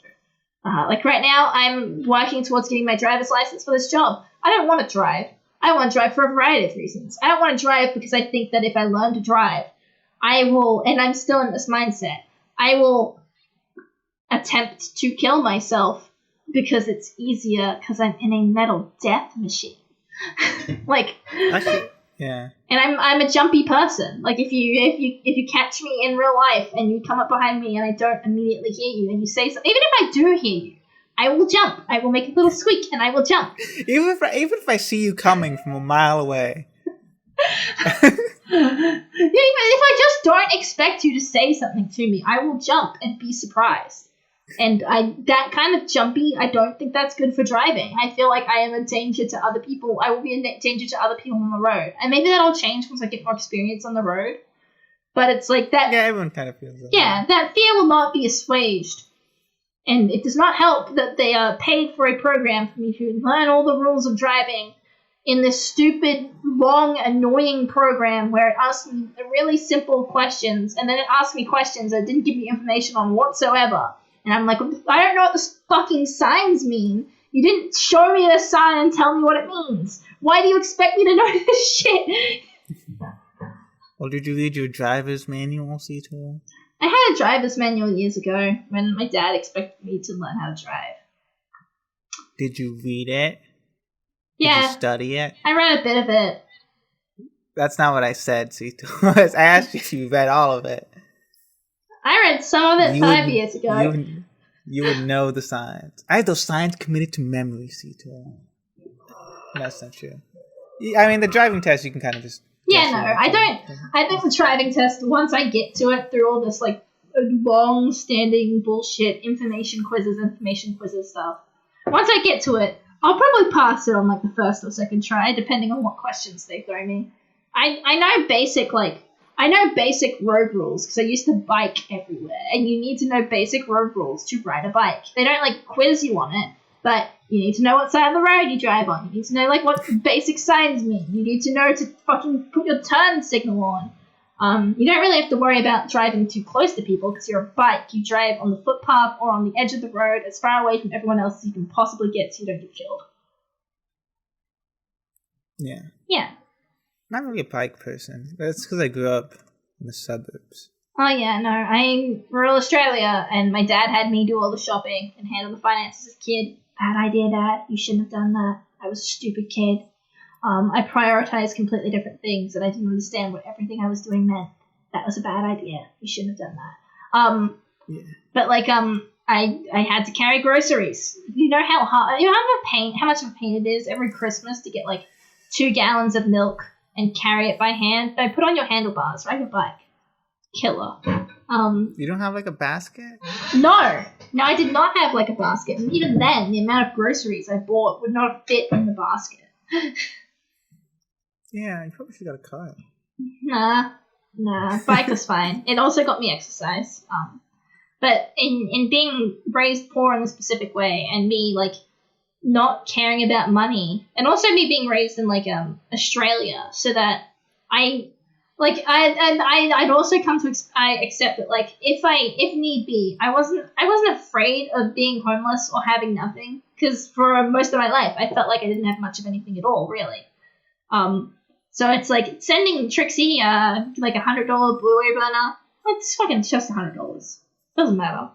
I spent $50 yesterday on a commission. Not what I needed for like a project or anything. Just what I wanted, because I had a work in progress I really liked and I wasn't going to end up finishing it. So I sent it to someone else with like some of my disposable income. What's the point of living if you can't like enjoy it? What's the point of living if you don't spend some money on a funny joke that brings you like a bunch of conversations and is fun? Or like you don't have a thing that makes you happy. That's what money's for. It's like to provide your needs, and any excess should be used to save to provide for future needs, or to like do little things that make you happy, but not gambling. If gambling makes you happy, go spend your money on getting a fucking therapist. You have an addiction problem. What if it's a little gambling? I mean, a little gambling's fine, but habitual gambling is like an addiction. Did you know, actually?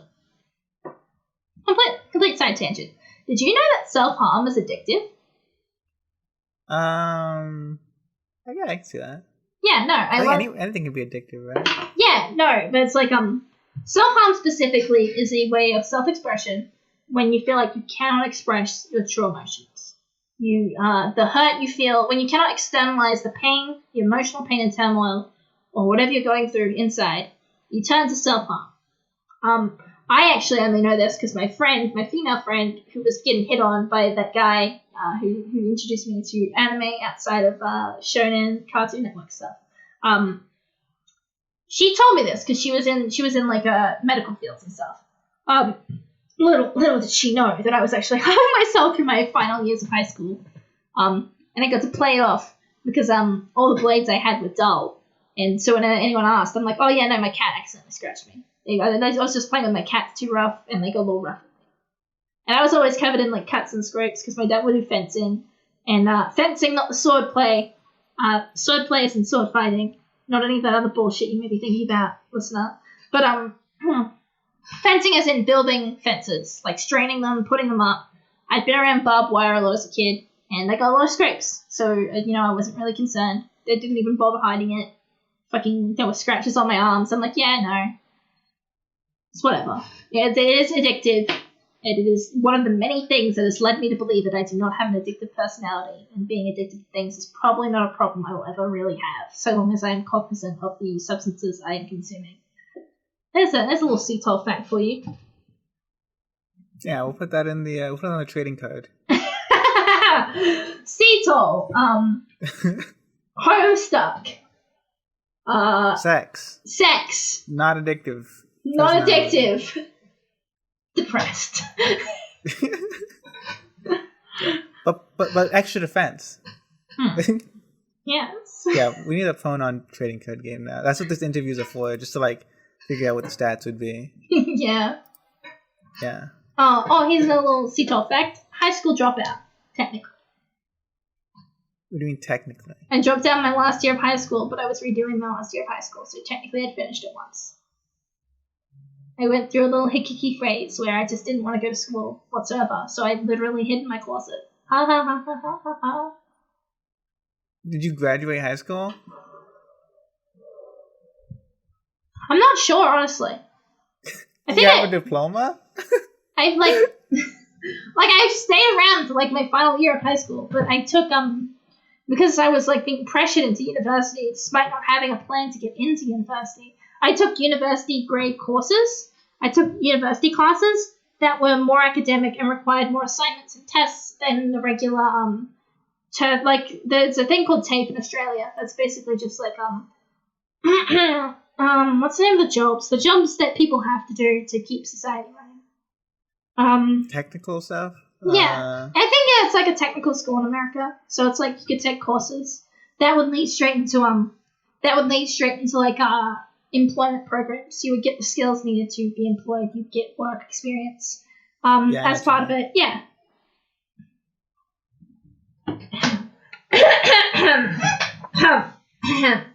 Oh, was that the end of it? No, that was just me clearing my throat because I had some stuff in my throat.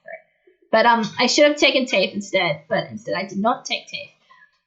I took university prep classes, which basically just upped your workload, gave you more like assignments and stuff so you could be prepared to do those in university, and then never went to university. We call those AP classes.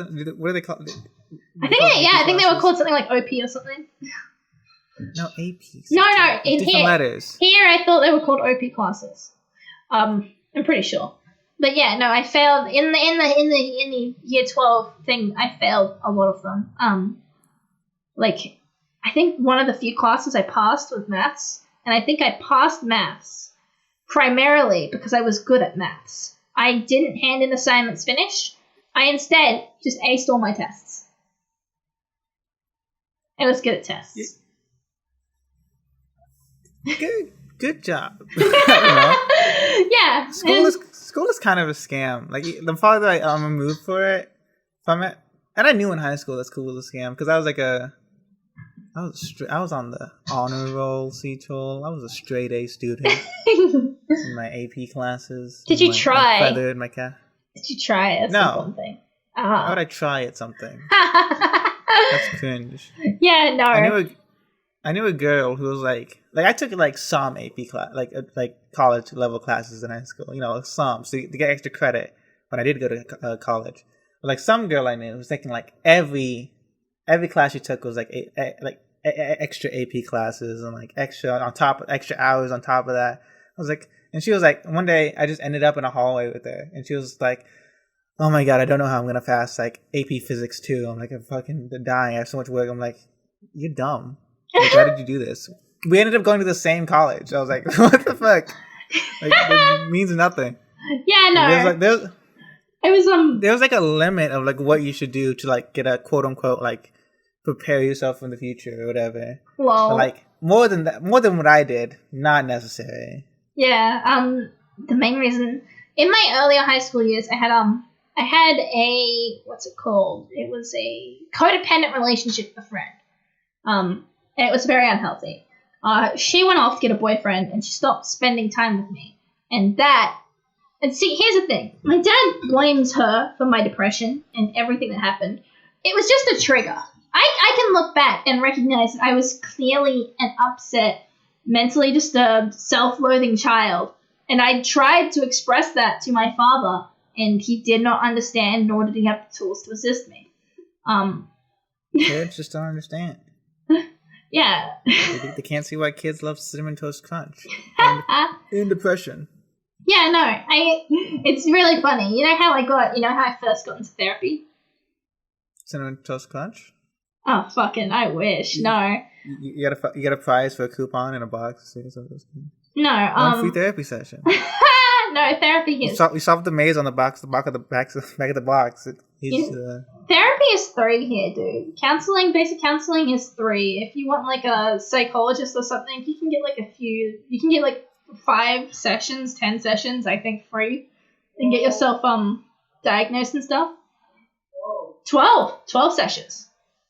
12 sessions. That's pretty cool. It is. The way I got into mental health therapy and stuff is that I attempted to kill myself.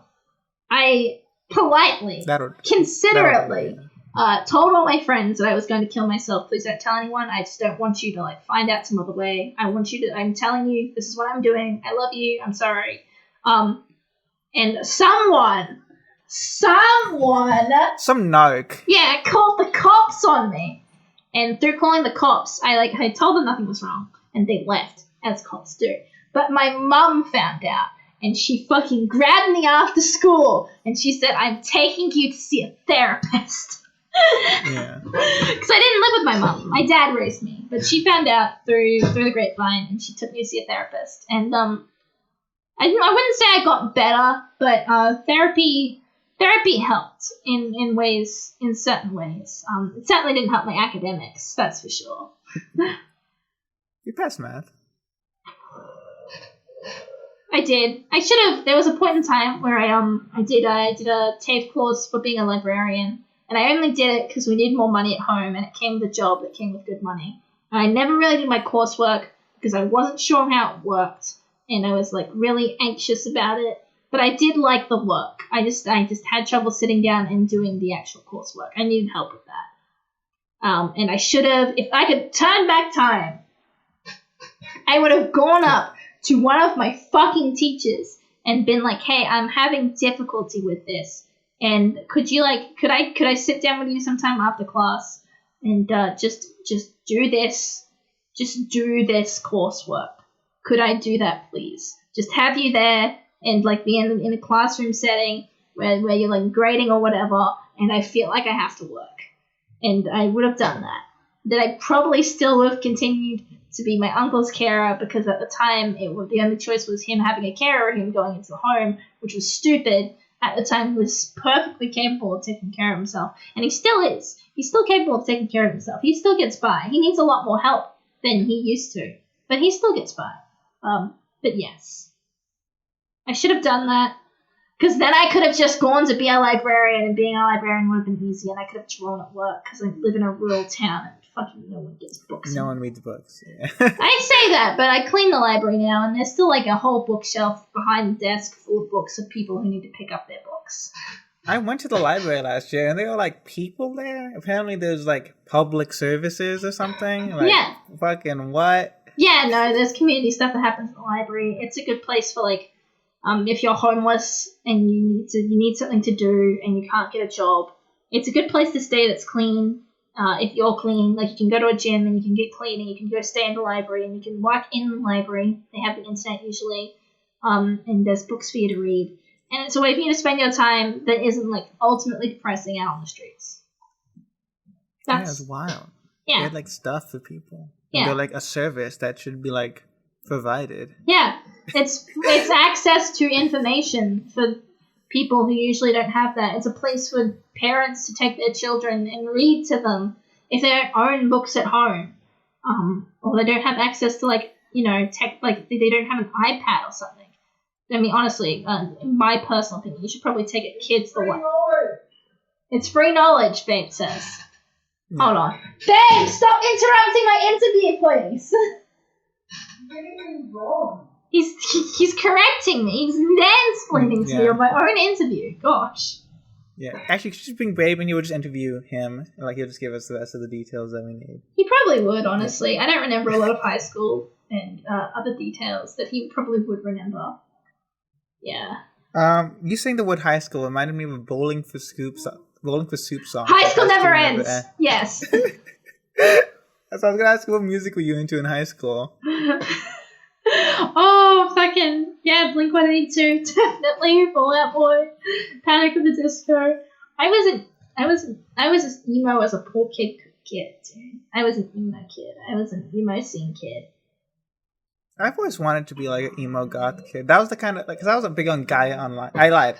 I was on Gaia Online in middle school. I liked like the pop scene, like pop punk aesthetic. Yeah. And I was like, oh yeah, I'm gonna wear like all black and stuff, I was into I have black hair, so it works out perfectly fine. Yeah, I was into like blood on the dance floor. My mum paid for me to get like red highlights in my hair.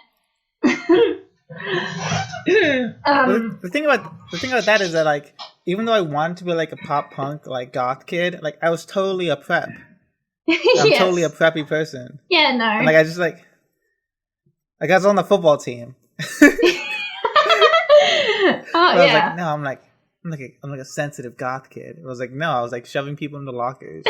Yeah, you were on the football team, alright, and like baby. wearing vests and that kind of stuff. Yeah, like listening to Owl City. I was, despite me not knowing this, I was probably way more punk than I was like emo.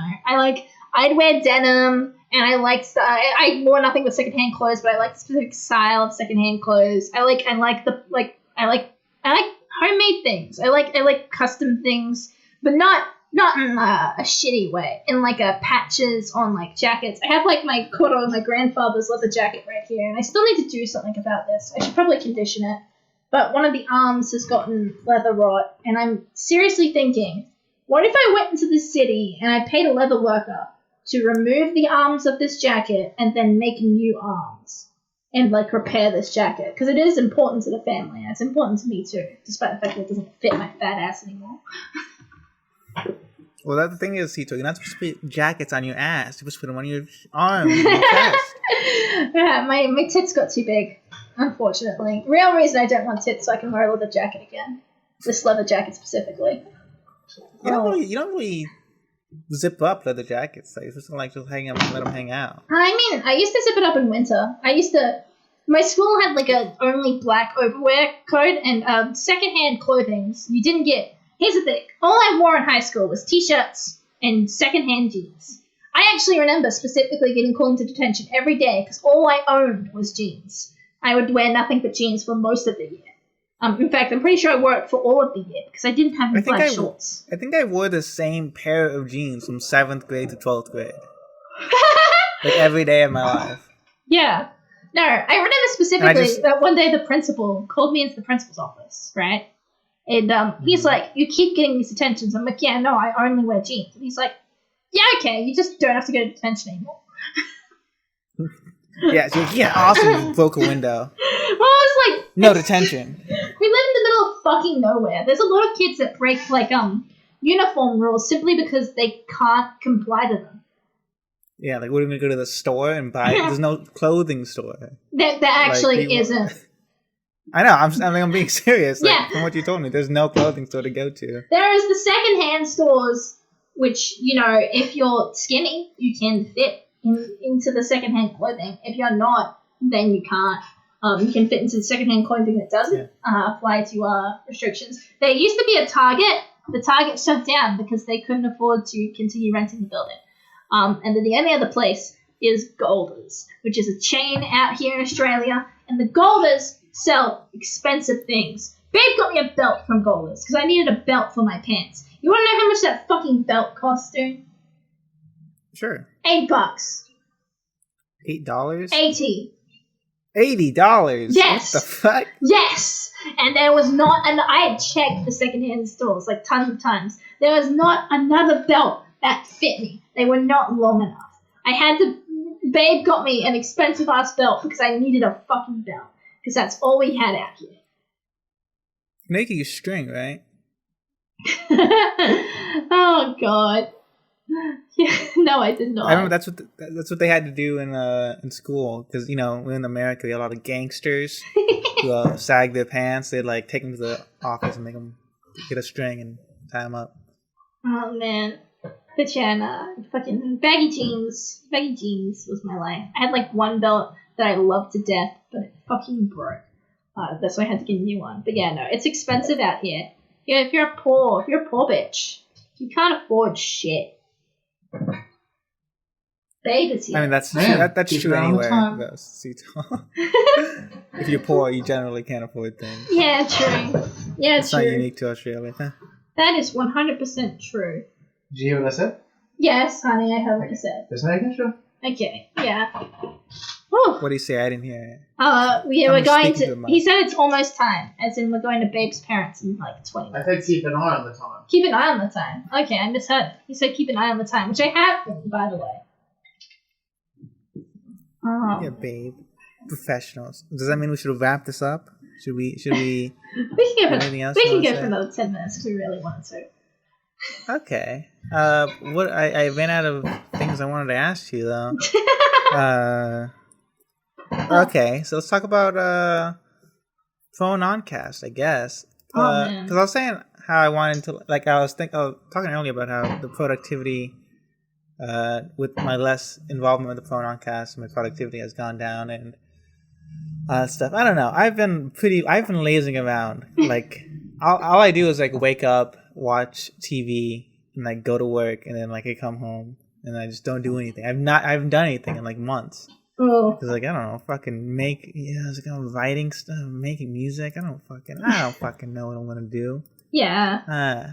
It's like I mean, dabbling in a lot of different art forms can actually help better all the art forms you dabble in, purely because that gives you a wide breadth of experience for you to draw upon and influences, like the Beatles. Yeah, that's what my days have become. Just thinking about the Beatles, making Beatles mixtapes. Have you guys? Well, they made it. Have you guys done the Beatles cast? I can't remember. We have not. Oh we just talk. Me and Eliezer just talk about the Beatles 24/7.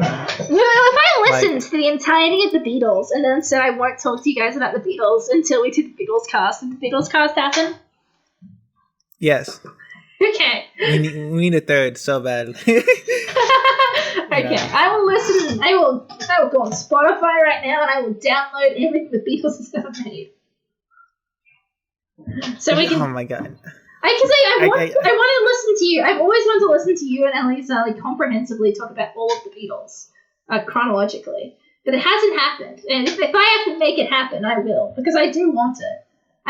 I'm fortunate enough that Proanon has given me the energy, the drive, the initiative to go forth. And if I want something and I want it made, I will make it, or I will utilize the means I have to make it. I want the Draw to Cast to continue being a thing, despite the fact that Simon's almost working, despite the fact that our next guest, who's very good, is like in a completely different time zone, and that makes it even more annoying to schedule things in a way that all of us can fit into. I want that to happen. I want them to be on. The Drawcast is good, and I will keep making it until I have no one to draw with. Which will probably never happen at this point. Yeah, I'd show up if it could. Yeah. I know. I'm kind of like the opposite though, because I am 100% down the line antisocial.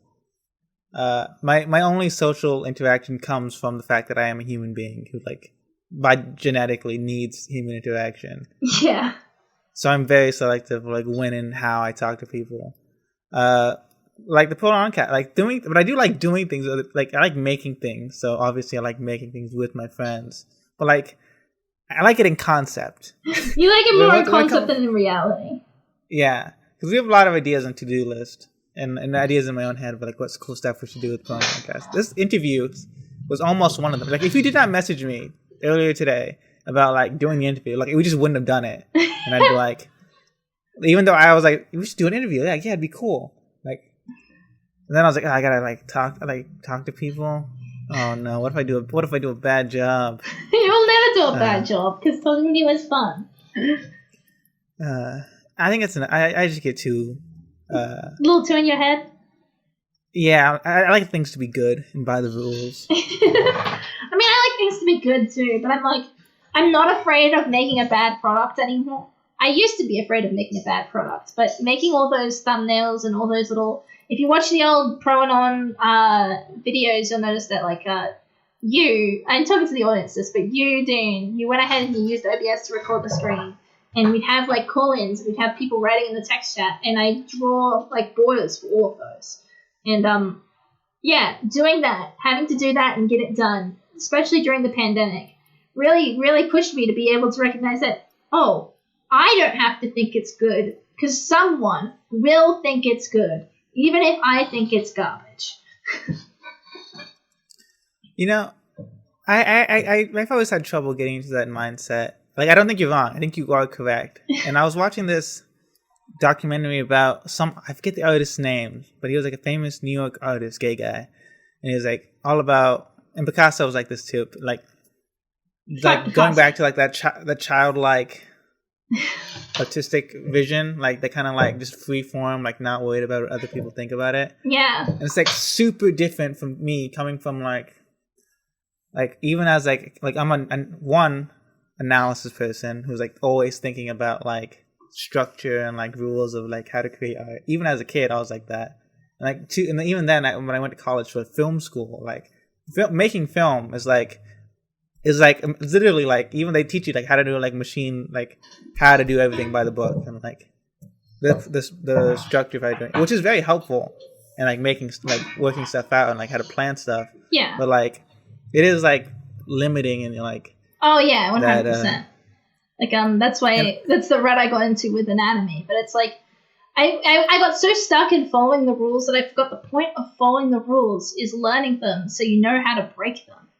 Like, knowing the rules is knowing how to subvert the rules or how to utilize which rules. Like, because each rule, it has an invert. If you do things a certain way, like if you use like a certain dark lighting to cause a certain tone, then you clearly know that a lighting, like the inverse of that rule, creates a different tone, and you can use that to create tonal dissonance in a scene.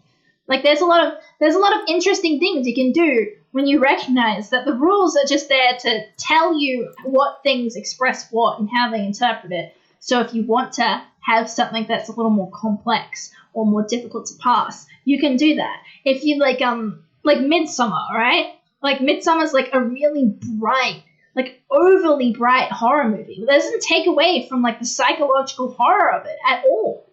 It even intensifies it. Like knowing how to do these things just gives you the means to understand how certain things are interpreted, and they shouldn't be hard rules. And this is actually the thing Patricia Paxson taught me, not just with Spartacus, with the video Spartacus is from. Each of these rules implicitly has an inverse effect. And recognizing the rules and their inverse effects allows you to piece together what you truly want to express. I find myself, because when I made the Super Mario RPG video, which is my longest video ever, yes. And it's like super highly edited, like super like big analysis video game thing, and I like my whole YouTube career has been like short anime kind of funny haha jokey videos, but that video is pretty like straight down the line analysis. It's like kind of jokey because that's just how my personality comes out. But like I think that is like that's as much as a video, like traditional video essay you're gonna get from me, you know. And like I was planning in my mind that we're doing these other videos. Like I wrote this on my Patreon post. I don't know if you saw this. That like I had 2 more video ideas like in the similar vein, but I was like, well, I did a big traditional analysis video. I don't really like. I did it. Like I don't need to do it again. I did a big analysis video. I don't know. This is why I can never be like a anti-tuber or whatever. Because like I feel like I've said everything I need to say about anime at this point. Like if you watch my anime videos, like you'll know how I feel. Like you can apply what I say in those videos to like every other anime. Because like what I'm because I use it very rarely. I'm actually talking about the anime that I'm talking about. I'm talking about like bigger like story structure and like how these like themes and how basically the construction of shows and video games are like. But like, and you can take those philosophies and apply them to anything. You don't really need me to say like the same thing. Like, you need to talk about another season of anime that has like a boring main character, like how like the narrative payoffs aren't that well. Yeah. Executed. Like you don't really need. Like I don't feel like people would watch it and people would like it, but I don't feel the need to make that again. Like that would be really boring to me. Yeah, no, that's fair. That's like, I'm not gonna lie. This is probably part of the reason why the reason I was a centrist, right, is because I was surrounded by right-wing people who I talked to about right-wing politics. But left-wing political content was just more engaging. And that's because like content creators like ContraPoints and Philosophy Tube were never content just to like say something. They had to like express it in a way that had definitely way more artistic value than Ben Shapiro, you know, making fun of WAP and stuff, you know, like there was an interest there. It wasn't bland milquetoast, I eat this every day. They wanted to say something. They didn't just want to like say it in like the way most people say it. They didn't want to just sit down and be like, okay, everyone, we're going to talk about racism. Here's why racism exists. Look at these racists. Let's laugh at them. Ha ha ha ha. Like, you know, it's like they wanted to do something. They wanted to make a thing and really make it. And it was interesting, and it's artistic in a certain way. It's like a form of artistic expression, in a certain way. And the fact so what you're saying is, when Ben Shapiro makes his movies, you're gonna switch back over to right wing, right? Well, I will watch them. If only because I feel like it can be interesting. Like, a lot of right-wing people don't make art. Like, they make comics and they make products. They make products that one would typically consider art. You know, like right-wing people do draw. You think you don't like Stone Toss, C2ol? Well, actually, Stone Toss is pretty good at what he does, honestly. Like his political, I love political comics. He's very good at it.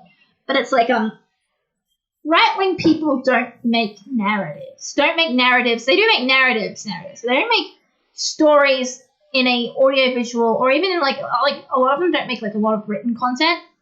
And that's because they express themselves in a very this is typical. This is what I've seen, okay? Hashtag not all right-wingers.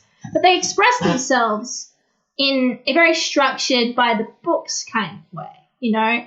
They typically are instead editors and curators, and they do not create the works so much as they compile the works and talk about the works and stuff like that. And they find the rules and they talk about the rules a lot. That's just my experience. It's just what I've seen. And typically left-wing people are people who make the stories, which is why a lot of media has like left-wing narratives in it. And it's like, it's also like this meme that I perpetuate because I'm a shithead. The left can't meme, but the right can't joke.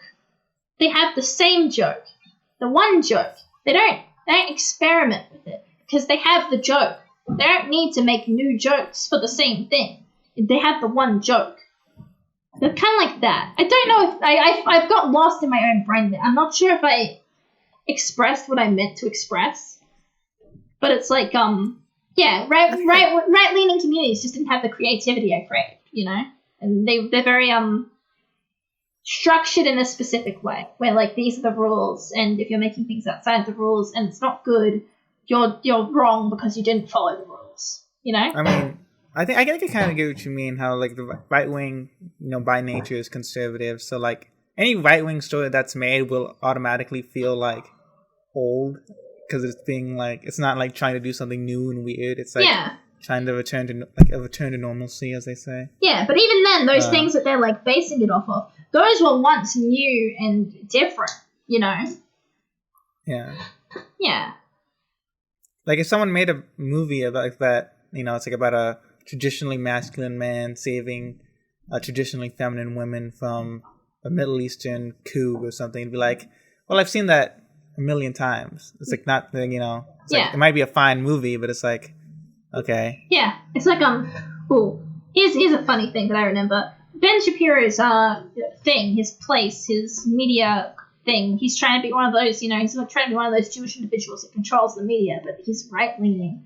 Like, you know, that's the difference. He's a right-leaning Jewish individual. He recently, like, bought the rights to distribute, like, Run, Hide, Fight, which is a school shooter movie. But I've tried to find a way to watch it. I can't. I haven't found it yet because I'm lazy. But I've heard people, like, watch it and they've talked about it.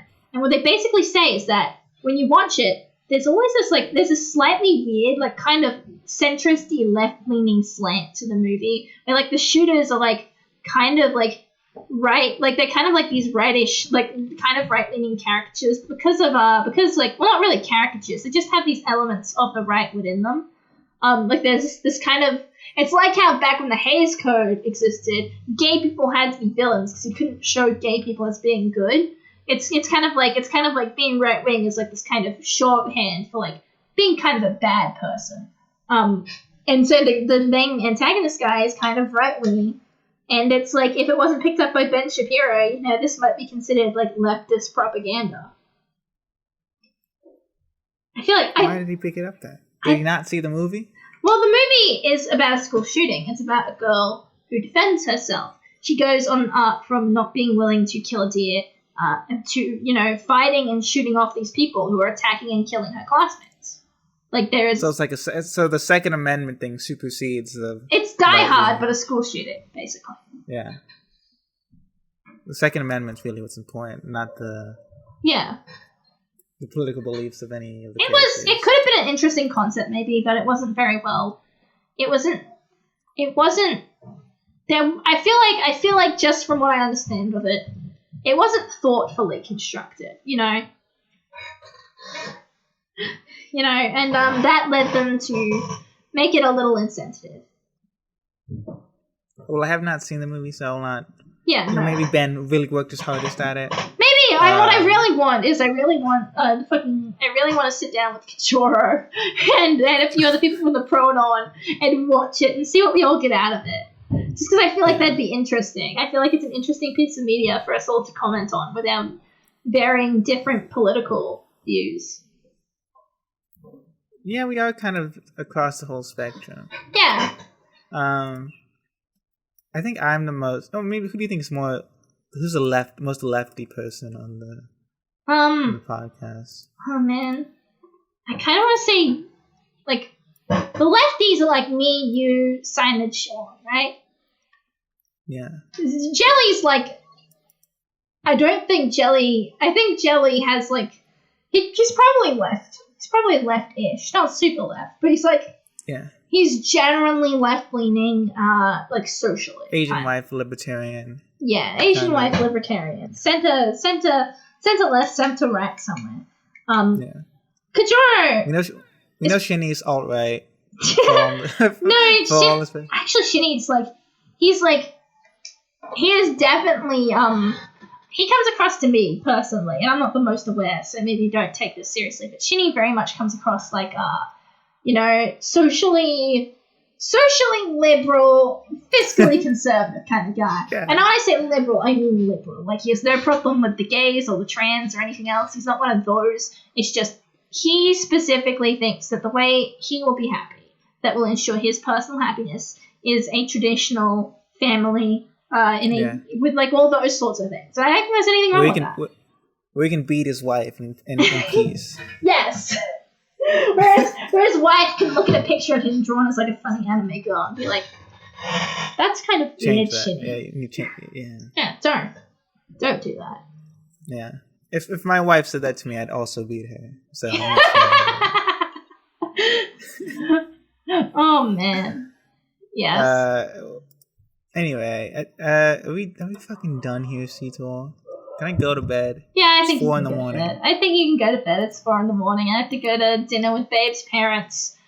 It's really funny because me and Cindy are more left leaning. Yeah, we're the ones with like long-term partners, and we like. Yeah. Like, I am gonna marry Babe one day. I've decided that. I put stopgaps in place to make sure that like our relationship actually does work out, and I'm not rushing into a serious relationship. Just because I've been in a relationship with this man for 10 years. I say serious, like marriage would be any more serious than us living together and adopting 2 cats.